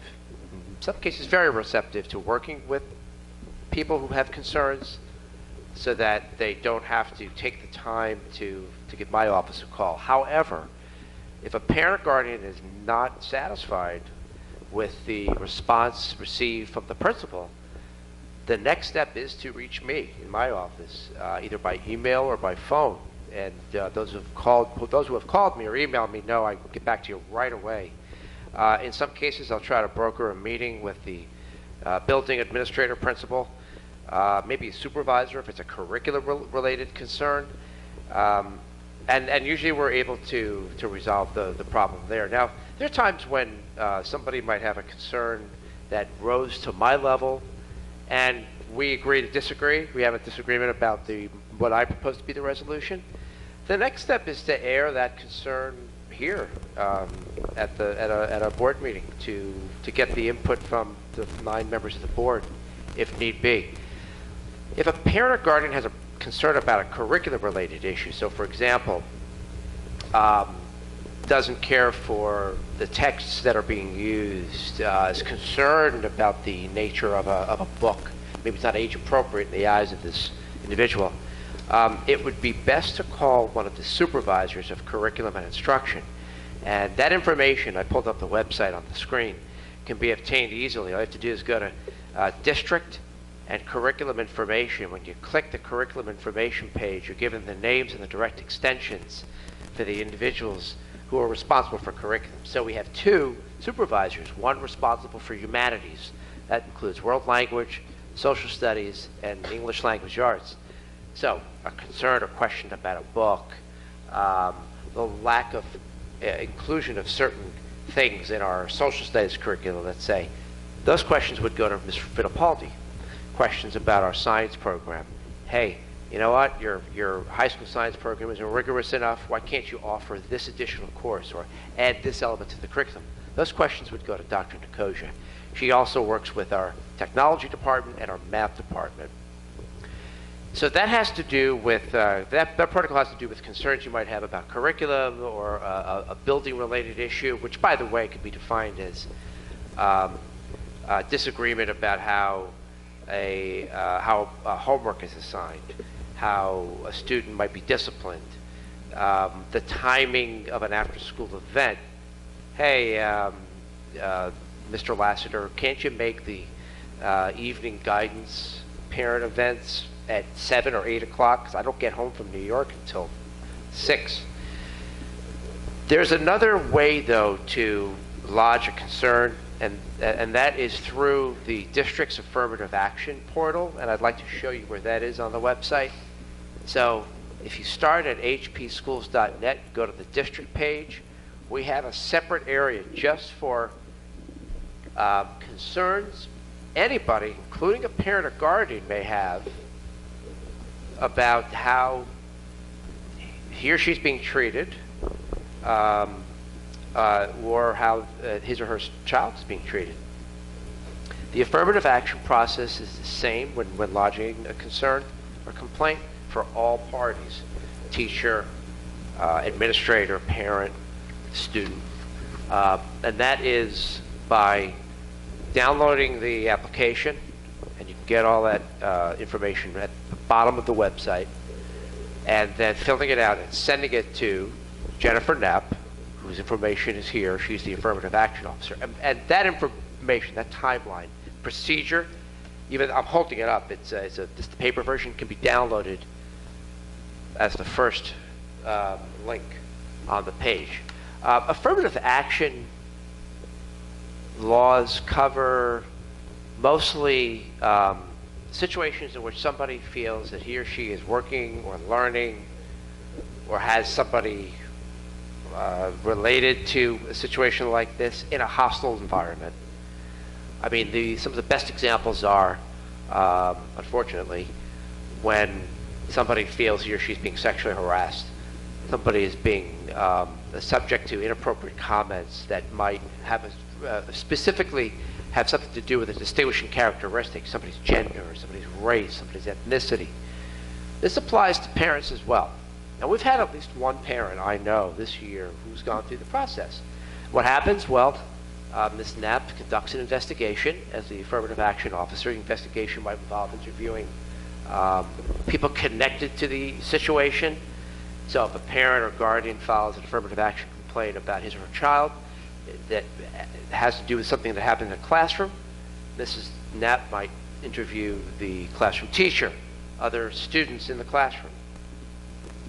Then a report will be given to the parent, guardian, and there's an appeal process. If the person who lodged the complaint isn't happy with the outcome, the person can appeal. The appeal comes to me. I am usually the person who reviews the process. So when I hear an appeal or read an appeal, I'll do two things. I may open up the investigation again, do my own, and or review the process from the get to make sure it was done with fidelity. Was there any impropriety? Did witnesses feel coerced, those who spoke to Mrs. Knapp in the first phase? I look at those things. And the third step in the appeal process, if the outcome is not favorable, my decision is not favorable to the party, is to appeal to the Board of Education. And then there is a process beyond that if the Board of Education's decision is not favorable to the party. So, in a nutshell, those are the two angles, the two pathways somebody in our community can take to expressing concerns, lodging complaints. I hope I covered the bases. Monica, you and I have talked about this. Do you think I addressed the concerns people may have had that came to you? Yeah, I think in addition to this, I think you covered this. The other concern was, what if it's not district staff? Let's say it's after-school program staff that we're talking about. Oh, that's a great question. And there's a complaint. Who do you go to in that instance? So if it's an after-school related concern, it should first go to the supervisor of each program. This year, that's Linda Moran at Bartle. And remind me of the supervisor at Irving. I have a mental block. Paraprofessional. Isn't it Carla? It's not Carla Draper? Sorry? Yeah, for after school. So, thank you. That might change next year, so if it does, I think it might be helpful for me to do this once a year. Maybe I'll just update everybody with names, if the affirmative action officer changes. It could be my yearly September new business. Yeah, I like that idea. Okay? Yeah, thank you. So, okay, sorry. So you go to the after-school program supervisor, who then... And then the next step would be to come to my office, If- not to the building principal. Not to the building principal Not ever satisfied. with after-school. Correct. And I'm assuming whatever or I would hope whatever packet of information the after-school families get, that's in there. That if you have a question or concern, here's your contact person. If you don't feel like your concerns have been addressed, then you would contact Dr. Taylor. I'll verify that. I think I can download the form from the website. I'll check it right now. Right. Or if there's a parent who, because I know this came up too, who may not be comfortable going to their building principal if it's a school issue, or, I mean, I know you would rather that they start there and kind of work their way through the chain of command, so to speak, but I'm sure you can give allowance for situations where a parent may, either because of previous interactions with a particular administrator or whatever reason, may not feel comfortable approaching a particular school administrator. Is it then okay to say, okay, I'm going to have to go straight to the superintendent? Right. And I do, yeah, it's always appreciated when there's transparency and openness. Hey, Mr. So-so, I have a problem with your policy on this. So I'm going to address it with Dr. Taylor. I'm just giving you a heads up. And I will always then follow up with the person, the principal in this case, in this scenario. And then I think my last question is about the affirmative action process, because that seems to be definitely very formal. Is that required to be reported publicly what our number of incidents or complaints are through affirmative action? I think that's public information. I can get that for you if you'd like. Now, I'm just curious as to know if it's required or if it is currently reported. Should we be, thinking about transparency and how many of these sort of pretty serious complaints are we getting, in terms of the district? Or I don't believe the compliance is a requirement, but it's definitely interesting in data that, if you'd like, again, if you want to reach out to me by email, I can get that stuff for you. Okay. Yeah, I have nothing to hide. And I can, if I download the aftercare brochure later and find that we're not including contact information protocol, it's definitely something we need to include. Yeah. So I'll make a note. Can I ask a follow-up? Are you about that? One thing that was interesting at the Safety and Security and Restorative Practices meeting 2 weeks ago was we heard from some current and former students who felt that some aspects of their school day had been, the environment had been hostile for affirmative action related reasons. And maybe they don't feel like going and filling out a grievance procedure form and is there somebody, would it be appropriate for them to call Ms. Knapp if they have a concern? Like, I'm feeling in this class, I'm perceiving that this teacher, how does that work? What's the best? That's a great question. Somebody who's well versed in the affirmative action policy and feels like, this doesn't quite fall into that category, but I have this little itch of a feeling, should go through the protocol I mentioned earlier. First, talk to the principal in this case, assuming it's a teacher that person is concerned about. Obviously, addressing the teacher first is if possible. Assumed. But what if it's the student It's hard if it's a themselves? student. What if it's not the parent? The student, maybe the parent isn't available to deal with it. If the student themselves want to go, we're talking about high school students probably want to go and discuss an issue that they're having, who would they go to? Then in that scenario, it's the principal who I think that individual should speak with first. Is Ms. Knapp also available to students who feel that maybe there's a building-wide problem? I don't know. To me, it feels like this should be something, if we're going to have an assistant principal in both buildings, it should be really clear to students that if you're having concerns with a teacher that you feel like you need to you want to resolve, they should either be going to the assistant principals or to a now full-time restorative practices person. These are the kind of things we want resolved, Right. Yeah. These are the things we want talked out, worked out. We want somebody there who can help facilitate in a non-judgmental way. Right. That seems like what needs to be happening, not just follow the chain of command kind of stuff. I know that stuff is there for a purpose, but when we have students who are feeling like they're not being heard, or they're not being seen, or they're not being respected, or they're not being, we want it to be very clear to them that that's how we want them to feel. And if they're not feeling that way, this is the person you can go to and talk to about it confidentially if you need to, until you feel comfortable addressing it. Not like it's like you need to start some formal grievance process that's going to go up the chain of command, and because that's daunting and intimidating. Sometimes a kid just needs somebody to feel like they're being heard. So to that end, I wonder whether the first step, actually, before going to an administrator or a supervisor, would be to talk to the teacher. But sometimes the kid's not going to feel comfortable talking to a teacher. I understand. I just feel like we shouldn't leave that out and just start to, assume that the first step is to a supervisor. So First here's step the should be to- problem, but here's the problem, is that very often that talk to the teacher is coming out in a way that's then being read as disrespectful Okay. or as, do you know what I mean? Like, They- because I'm 15, I'm just saying they I don't need to be able necessarily to talk have. to each other. Sure, of course, but that would be the goal, to That's go the to first somebody step. else who Right, the could be. restorative practices coordinator could then bring them together and help, Right, I think you're putting too much maturity on sometimes, Well, I would know. just hope that the kids should feel like they can talk to the person they're having the problem with first, and if they are not satisfied with the response, that the next step would be to go to building principal or to the vice principal or go up the ladder. I mean, but what I'm saying is, I'm feeling I understand what there you're are saying. many I scenarios think where that's not going to be the I case, and a understand. kid is going to want to know who the person is they can go to if they're feeling like they have an issue that they can't Sure. address, And or how- if they've, How can They- we educate them or tell them who to go to? Because it's not clear to me that even a high school senior who's been around, that they'll know that I've had this situation. I don't think that the teacher is respecting me.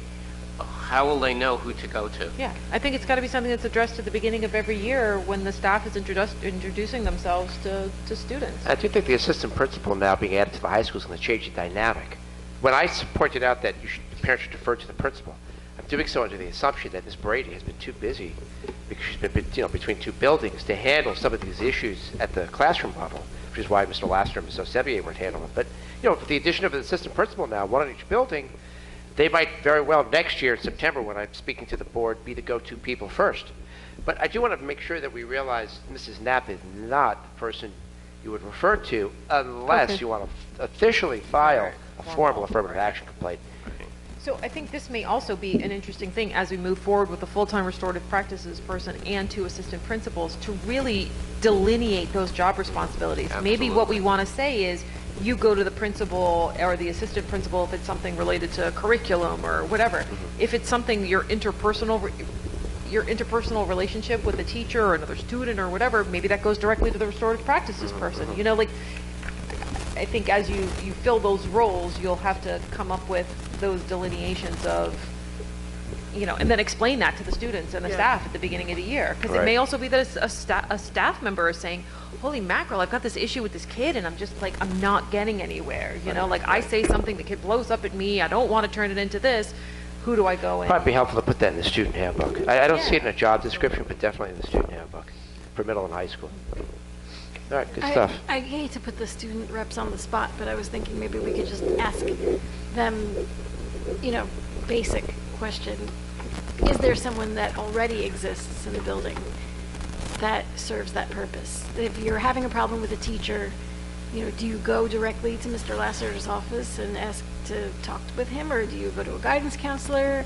I mean, is there any kind of protocol that is word of mouth directed? I don't know if there's any, I don't know any protocol, I don't know if there's a set thing that you do.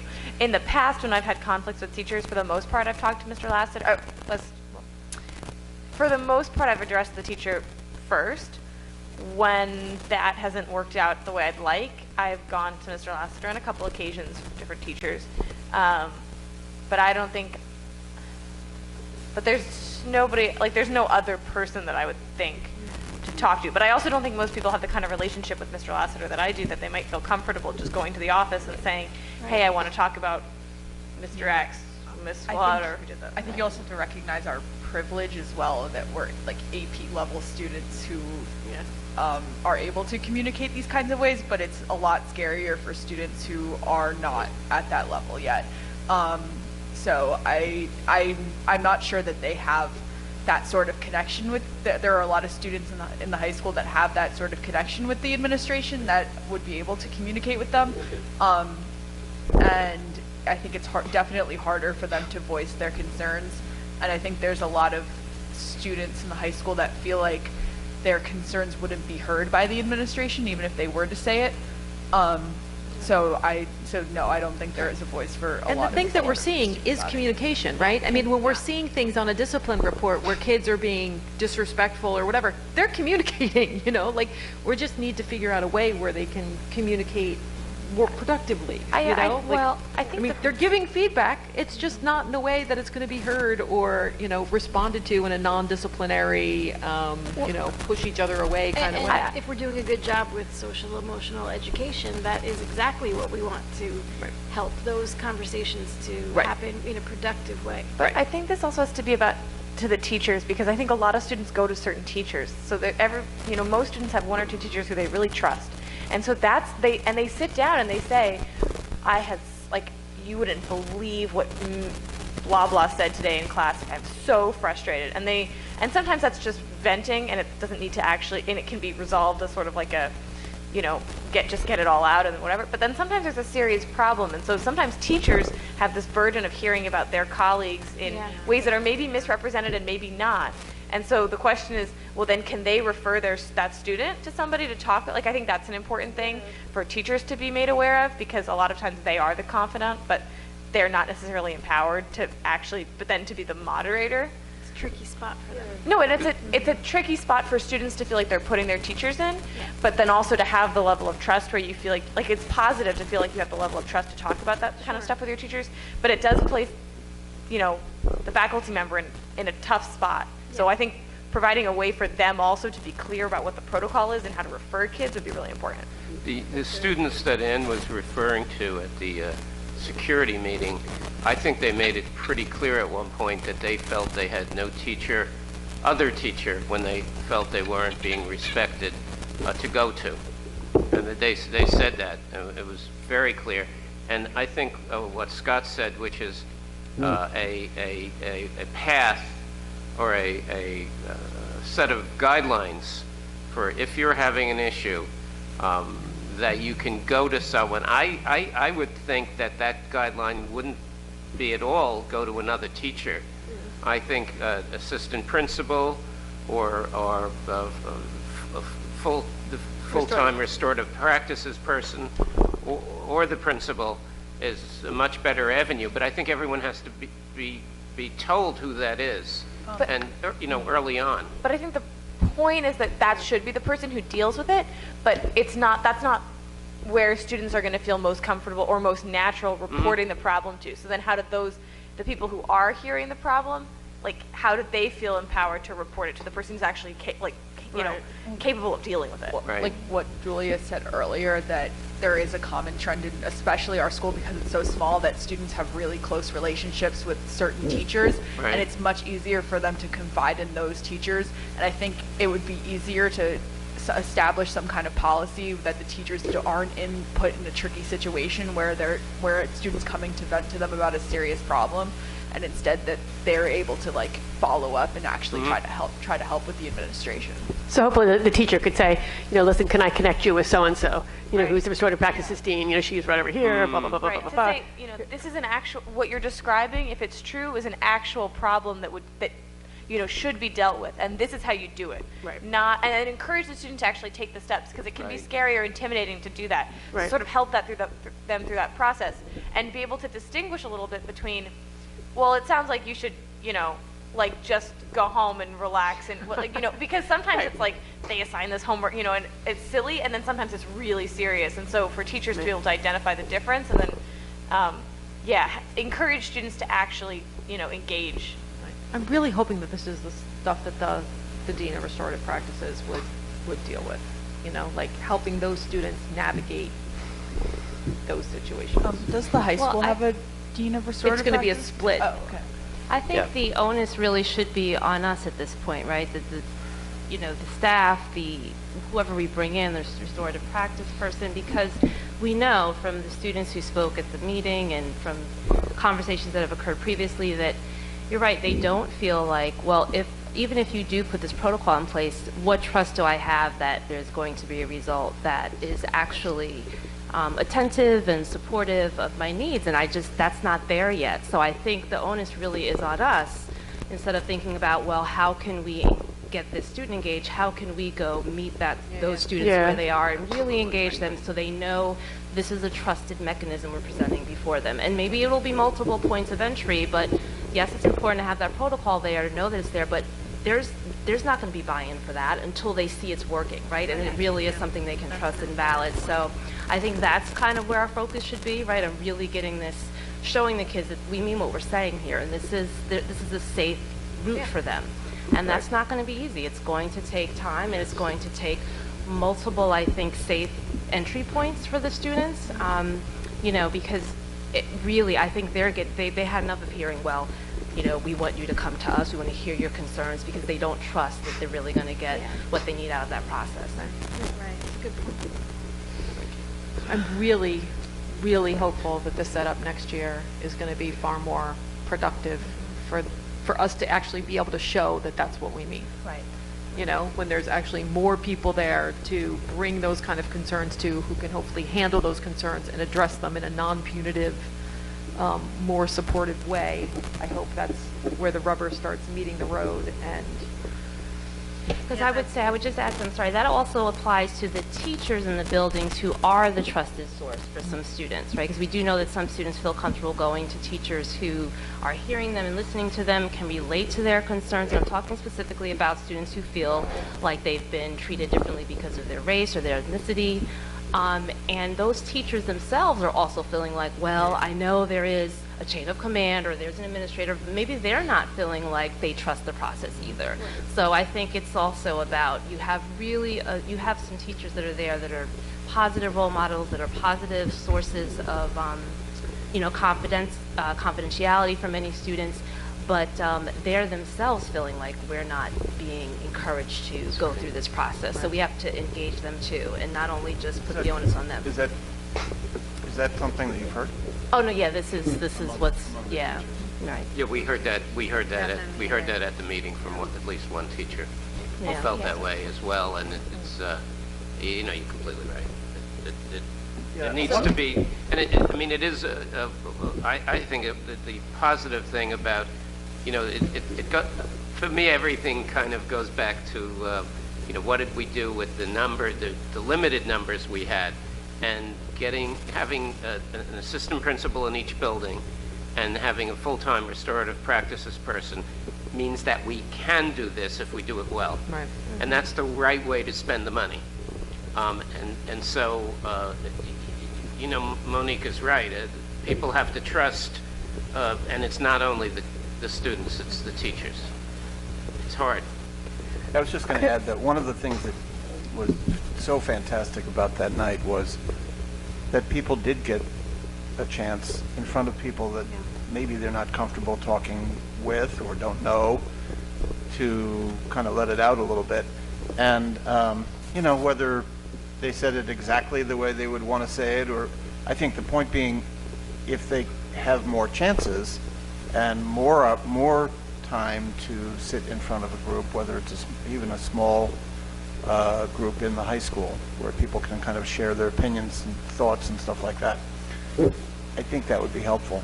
The more talking that we can do, the more communicating, the better off we are. And I'm wondering about follow-up. How can we keep track of all of this? Like, what can we put into place so that we have that ongoing conversation? What do you mean? Can you explain? So that we as a board know that we're moving towards better communication. Well, I mean, as these folks come online next year, I mean, if you remember, I guess it was last year, we got the presentation from the person who was then the restorative practices person. You know, we can just ask Scott for those kind of updates. You know, now that the restorative practices person is now full-time and has been, you know, engaged for 4 months or whatever it is, can we get an update? Can we get an update on the kind of work that they're doing? You know, part of their job description is to work in collaboration with the principal and guidance to collect, review, and analyze data from the programs and document the results. So it's part of their overall job description, just to perform that task, and then in some way get it back to us. I would assume. That's right.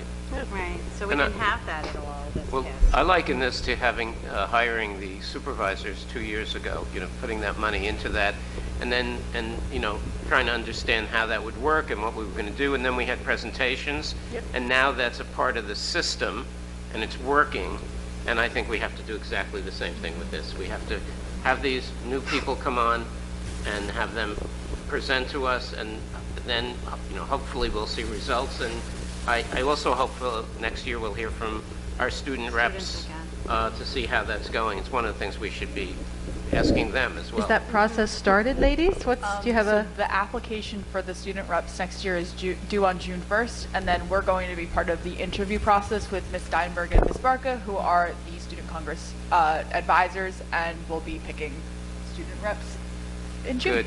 Cool. How, can I ask about that process really quick? How important is it for you to find student reps that represent underrepresented high schoolers? Because it seems to me like over the years we've had some really lovely kids sit with us, and Particularly you guys. yeah, Really, with great you guys have reports. been great. Fantastic. And it's just, it's a group of kids that's clearly very comfortable speaking with adults in a very, frank way. And it looks to me like it's, kids that are kind of designing their careers towards this kind of job. But sometimes I think that we're not hearing anything from the other types of kids that are more like invisible, for lack of a better word. Yeah, definitely. It's something to think about. Yeah, it really honestly hasn't been on our minds. Liv and I aren't really, have been asked to be part of the interview process, but we're not necessarily part of the search process, but it's definitely something to think about moving forward. We'll kind of consider it. It's definitely an important thing. So Yeah, because I know that during our tour we met a few girls in the hallways, and we spoke with Miss O about them. And she said, these are the kinds of girls that they have a lot to say, they have a lot to offer. They're never going to go for that spot. They're never going to apply because they don't think that that's for them. They just don't consider that a possibility. So, that's something that came up in our tour, and I thought that it was worth saying out loud, just throwing it out there. Yeah, we can definitely, I think some of the other Student Congress representatives will also have some interesting input in it, and maybe we're all from like kind of different parts of Highland, part of the high school, so they might be able to branch out and help get some more people. So great. yeah, we'll definitely bring it up at the next Student Congress meeting on Wednesday. Awesome. And there was one more thing that I wanted to say about making more of an openness about the whole process, and coming to us with complaints, or coming to someone with complaints or concerns that the students might have, that maybe the Sources of Strength program might be something that we could kind of bake into the check-in process to make sure that students are going to those Sources of Strength students that are trained, and speaking with them. I'm having trouble with this teacher. I really feel like, she's treating me differently because of this or that or the other.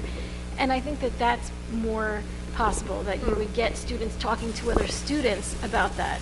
And so maybe that can be part of, And that's what it's supposed to do. Right. I mean, ideally, it's supposed to pull from all of those different, little subgroups within the community of the school, so that it feeds in information from, from all corners. And actually, speaking to that, I spoke with Amy Jacob, Amy Jacob Seville, who was the person who had originally brought the Sources of Strength program. Right? Oh, far more, like when Israel was still here. Oh, like gosh. Amy and I met with Israel back then, so this kind of like 4 years. got its first little start then, and it's, it looks like it's finally going to happen, but the idea was for me and Amy and Dr. Taylor to sit down and like really plan out, because Amy is, she's like all in on this. She's trained people in this program all across the state.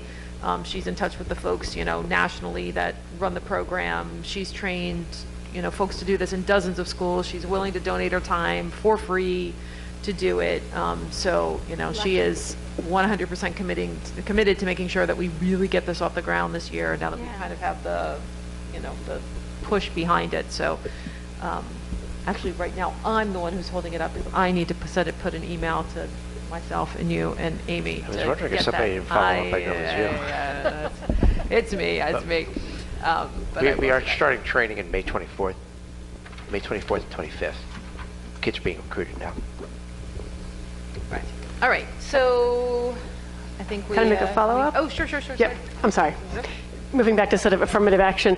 So at that safety, security, restorative practices night, it's possible that I'm naive and sort of not aware of what's going on in the school, but I was shocked by what some of the students had to say. And I admit it was a very small sample. It was a couple of alumni and some current students. that really felt like they had experienced a lot of hostility. I also heard from one staff member sort of who whispered to me, when the students were talking about how, these students, they were bad kids. They lied and they manipulated teachers. And so clearly,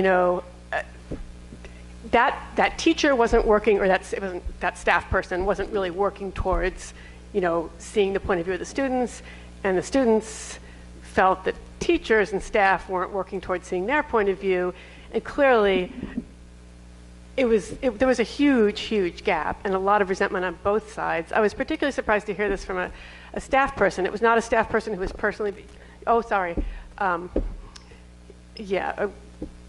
I felt like there was a gap that needed to be bridged, and I mean, it's good we have these processes for sort of students coming forward and making complaints, but I think this is another way in which maybe it has to come from us. We have to do something to reach out to them. I don't know. I feel like, there's a sense in which we're asking the students to come and solve this problem for us, come to us and tell us what's wrong, and then I don't know. I found it very kind of shocking and upsetting, and, and I found myself hoping that this is not a widespread problem, hearing from some people that are, that these are not the only students who felt that way. I don't know.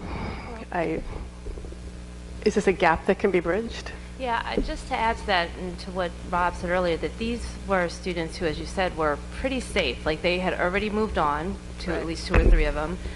Others were doing pretty well, right, and about to move on.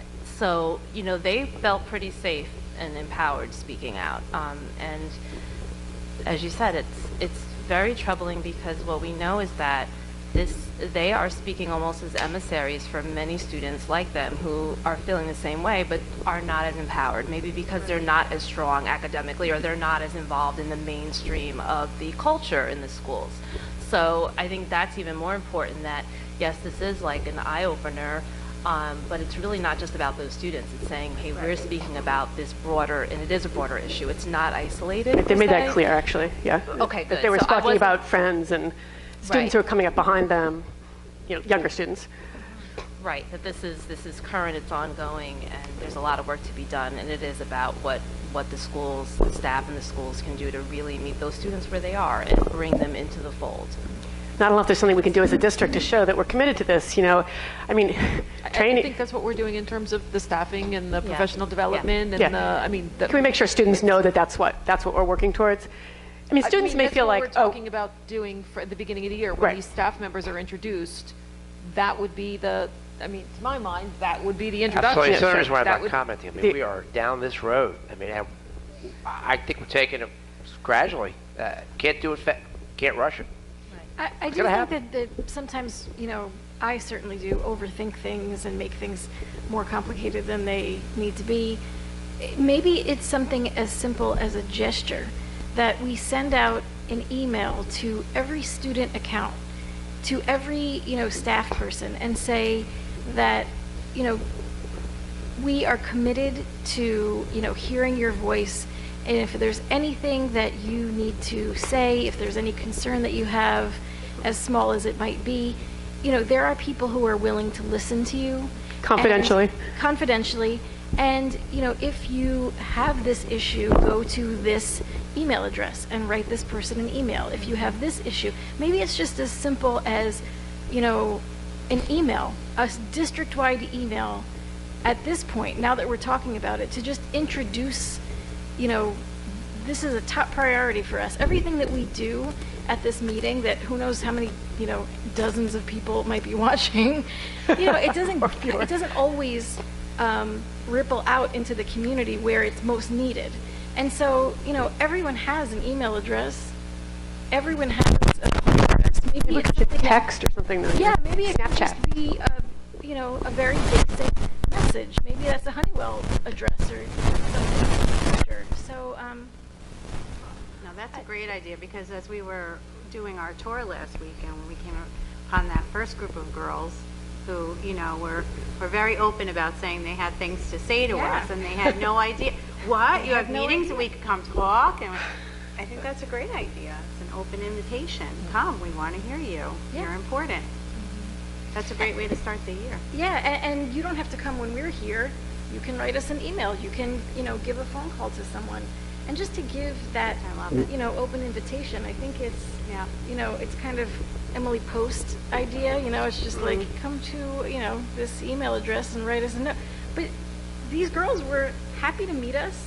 They were excited to tell us their stories, whatever they happened to be. We were like, headed out. But, I think they had no idea that this was something they could do. They could talk to, they didn't know who we were. Most of the community doesn't know that this meeting is going on. Yeah. Right. And doesn't know what we do. No, I mean it. I know. I've kind of talked to friends, associates, who have no idea what the board does. Right. And quite frankly, I mean, I don't know that the solution is having students come directly to board members. I No. mean, this needs to happen inside the, Sure. inside the building. Opening the lines of communication, just saying you are important, you're valued, and we're here. But But that's you going have to- that's going to come from their teachers and the staff, not necessarily from us. I mean, our job is to make sure that those things are happening. Our job is to kind of oversee this process as it unfolds, not to open ourselves up as a resource for a student. No, I think you're misunderstanding. No, I me. know, but didn't mean for don't- them to communicate with us directly. I'm just saying About personal. our job is to represent the community, right? And so as a representative of the community, it'd be nice, the school community, it'd be nice for us to say, like, your voices matter. And that's really, all I'm proposing. I don't think that we need to. Right, and I think invite them. everything that we've done in terms of the strategic plan and the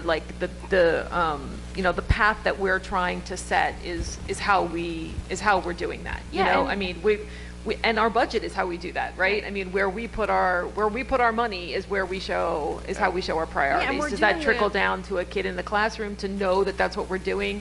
No, but I mean, I think it shows to the staff. I mean, we tried really hard when all of these really big things came up in terms of, Parkland and then the fights and then the whatever, to sort through staff's feelings and to try to meet them where they were and to try to put things in place to address those needs, but without compromising things for our students, without turning our schools into a place where we were going to actually make it feel more unsafe for them, make it feel like they were under lockdown or they were being, scrutinized and followed. And, I mean, we're really trying to create this balance where, both staff and students feel supported. I'm not suggesting that we stop anything we're doing. I'm just suggesting that we send a gesture of welcome. That's all.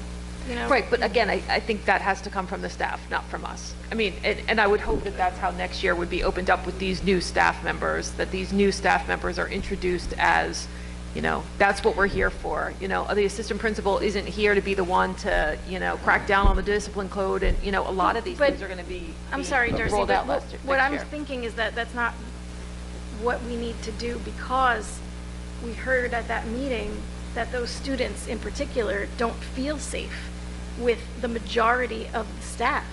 That's exactly what they said. But what I'm saying is new staff is coming on board. But they're that brand would new. be- They don't know anything about Well, that. and let me taking just time interrupt you to- for a second, Michelle. Sure, sure. I'm sorry, but you should know that every interview I conduct now, including the one I do with the physics teacher candidate, has me drilling down the vision we have for promoting equity. And I even specifically told the physics candidate in particular, I said, if you come on board, this is what's going to happen. You're going to do a book study around cultural responsiveness. I mean, we're inculcating that culture to people even before they are offered positions in the school district. And I just want to say that the full-time restorative practice and 2 assistant principals and the discussion of the youth development person, all of that coming out of the superintendent's office and, in discussions with board members, is us putting, while it's a large budget, a very limited amount of money, money that we can choose to spend on something into those programs to try to promote this equity. And I was at that same table as Ann, and the 2 of us were kind of sitting there in shock. I mean, Ann, you had to see your face, and my face was probably equally upset. We need to do something, and this is a start at doing something. You're right. And Scott, And we can just you- have to do it. We Right. have to do this. Can you talk more about what you told me about the physics teacher and about wasn't part of their, I mean, so, I mean, I think it can't be underestimated. The fact that we put this focus on everything means that everyone that Scott is interviewing, he's looking for candidates with that same vision. We're slowly changing the culture. I mean, these things don't happen, but we're slowly bringing in more people who share that vision. And So that's first, huge. So the research experience this individual, who I believe is going to be the candidate I recommend to you, did at the School of Education at Pitt.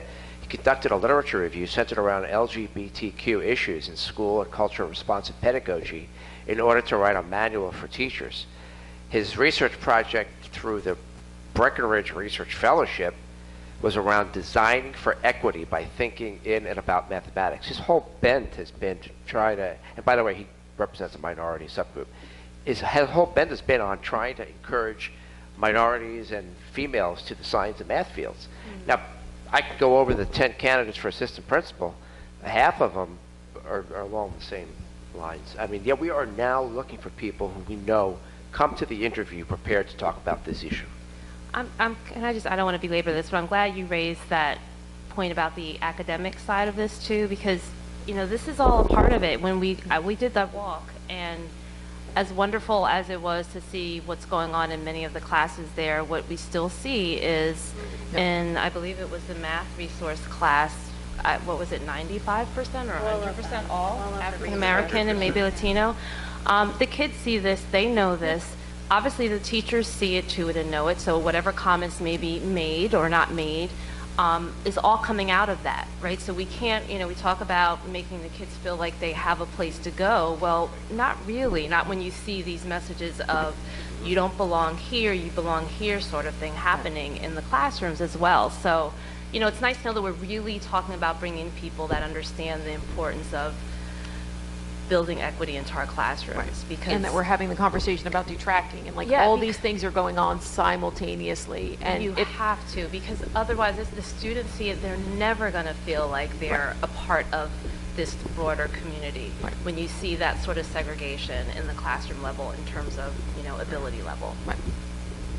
And the discussion of the honors option and the hope and expectation that that'll be expanded in the future with well, I won't go on, but just we'll expand that in the future. The hope there is detracking and equity, right? Because it you know, it's ridiculous. And those conversations are actively happening at the middle school to change that, you know, how kids roll into the middle school for not next year, but 19, 20. You know, so I mean, if anything, my 5 years on the board has taught me is like these things don't, you know, as much as we want to see it like now, it takes time to move these things. And if you're going to move them to make them,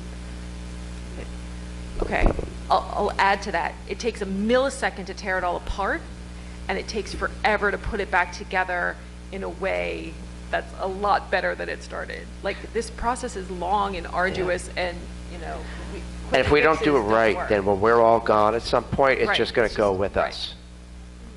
Can't let that happen, because we know this is a cycle here. Right. One of the first times, Monique, you and I started talking about this, and you pointed to your someone that you know at Rutgers who was like, oh wow, so I guess that didn't take when they did it, you know, 13 years ago or whatever. You know, like there was this push towards. So by the way, none of you all have to rerun for your seats because we still have work to do. So don't get any funny ideas. You know, it's going to take sustained focus. You know, it takes, and this is the first time that we've had, you know, consistent leadership. We've had consistent, you know, like all these pieces of the puzzle are in place. All the relationships are there, you know, where the administration and the board and the union are all talking to each other. Like all these things are really important. That's how you start to move the needle, you know. But yeah, I mean, everyone down to every kid in every classroom has got to feel like they've got a voice and they have somebody they can talk to if they're feeling disenfranchised for whatever reason. We're in the business of being here to empower kids, so that's the goal.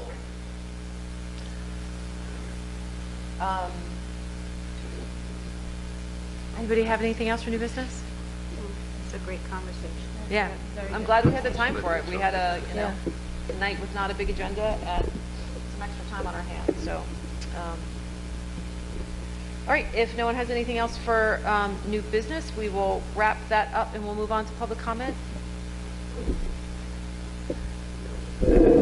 I know you know the routine, Denise. You can go sign your name in. State it, please, for the record, for the board secretary. And your address. You know the routine. Right down the street. So my first question, you guys, the conversation was very good because you were talking about a whole lot of issues that were part of my concern. So just bear with me. I'm trying to figure out what's going on for next year. So we have 2 assistant principals, vice principals, one for the middle school, one for the high school. That is correct. We are also having a restorative practices coordinator who will be shared between the high school and the middle school. And so one of the issues that was at the community meeting we had the other night was a youth development coordinator. I'm not quite sure what the person was called. So is that the same person as the restorative practices coordinator? Okay. So those are 2 delineated roles and 2 delineated jobs. And we are going to hire this youth development coordinator person? For next year. For next year. Okay, good. And we are going to hire the restorative practices coordinator for next year. We have one on board now. We have one now. It's going to go from part-time to full-time. Okay. And the assistant principal in either building will be full-time as well, too. Okay. So who will be the major disciplinarians? The assistant principals. The assistant principals, okay. And the restorative practices person will be he or she will conduct professional development, will actually facilitate restorative circles. Okay. And whatever else we ask her to do in the way of building relationships between the staff, the teachers, and the students, and students Okay. and students. And the youth development coordinator will... That individual is just there to monitor the halls and hall monitor. some of the soft spots outside at the end of the day, lunchroom. Okay. So crowd control, sort of. Correct. But will not, I mean, look, the job description is going to be developed by the safety committee. Right. Be based on the input we got on the 24th. But I don't envision this person is going to be disciplining kids. Definitely not going to be liaisoning with the local law enforcement. I mean, this is going to be like a body in that hall. What if he or she needs to contact the local law enforcement? Sorry? Why would they? I mean, Why would they? There was some question about If whether or there's a not the fight and person someone would. gets I'm just bloodied, answering. But that wouldn't be that feelings. person's responsibility. It would Okay. be the responsibility of the building administrator. Okay, great. Thank you. If it We comes, just if it, wanted to clarify that that role is not linked to the police department. Okay, That great. that person reports internally, not externally. Okay, great. Correct. This is why I came up here, Yeah. in part, because I wanted to understand what this was, because this is all different than what we have. So restorative practices is good, and I think hopefully it'll work. Will there be staff training for that? we'll be going to year 2 of a 3-year implementation plan starting next year. Okay, great. And my next question is, so if that doesn't work, is there going to be consequences for those people who do not? So a discipline study group made up of students from the middle and high school, board members, Ruth, Monique, Rob Magaziner were representing the board, teachers, me, I think all the principals were there, has been meeting for days after school mostly to develop a code of conduct. Good. So that the restorative practice approach, Dr. Ann Gregory, whose name you may recall, she was actually present at the forum, she's an expert in this area, talks a lot about the need for any approach that focuses on RP to combine both accountability with the restorative practice. So it's not as if you do one or the other, it's a combination of the two. Okay, yeah, all right. Okay, that's good. The other question I have I have another topic I'm going to bring up, but just to end this up, in all of the discussions, I just want to be clear that you do consider the teachers, my own conversations with the teachers, as a sub, as a parent, are that sometimes they don't feel like they are being heard. So in all of the right practices that you want to do, please make sure that you don't make them feel exiled, because I think sometimes they do, particularly around the area of discipline. because people get afraid to say stuff because they don't want to have anything misperceived. I'll leave it at that. Okay, the next area I wanted to talk about is regarding curriculum. So we had an incident in our town that was very tragic, and a child died. A child was taken into custody, and the parent of that child was taken into custody. I don't know if anyone's been released from custody. The whole situation is horrible. I feel that we as a community owe some responsibility to our students in terms of making sure this doesn't happen again. One of the things I think our community needs to do to make sure that this doesn't happen again is talk about sex education, which I think has been lacking across the board. Just tracking my own kids through the system, it's just been really, really not good and really not well implemented. So I don't know where it's at. I don't know what the problem is, but as far as I'm concerned, I know we didn't have it, but this needs to be out there as soon as possible. And I don't know what, I heard that there was some plan to do it, but if there's some holdup, get it out there. The kinks can work themselves out later, but it needs to get out there. So I would love if you would take some time tomorrow, because it's late, to watch last board meeting, 2 weeks ago. I made about a 20-minute presentation about the state of health curriculum. Scott, can we do the same thing we did with the budget stuff? Separate that out and put it somewhere? Because I think this is kind of like a recurring concern that we've been hearing. And I mean, we've had plenty of conversations around the board table about it. The Board of Health has been very focused on this as well. The whole K-5 sex ed curriculum has already been rewritten and started being implemented last year. The 6 to 12 curriculum is being rewritten as we speak to be implemented next year. Some of those kids in the middle, absolutely, it got gutted. I mean, there were kids in the middle that have gotten nothing for years. So the 5th graders last year, I think, were the first ones in a number of years that got, what we all think of as the traditional sex ed curriculum.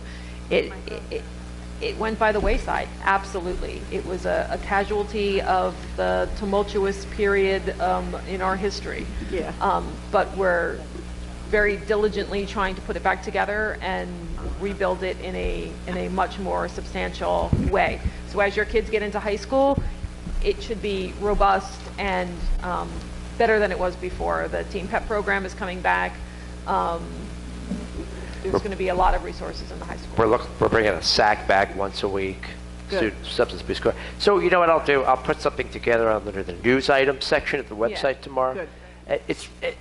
Mostly it will be the presentation, but I think it's very informative. I don't follow every school board. Come on, Denise, why not? Well, you're slacking now. You're slacking. Because, I helped. I was vocal in getting rid of the old regime.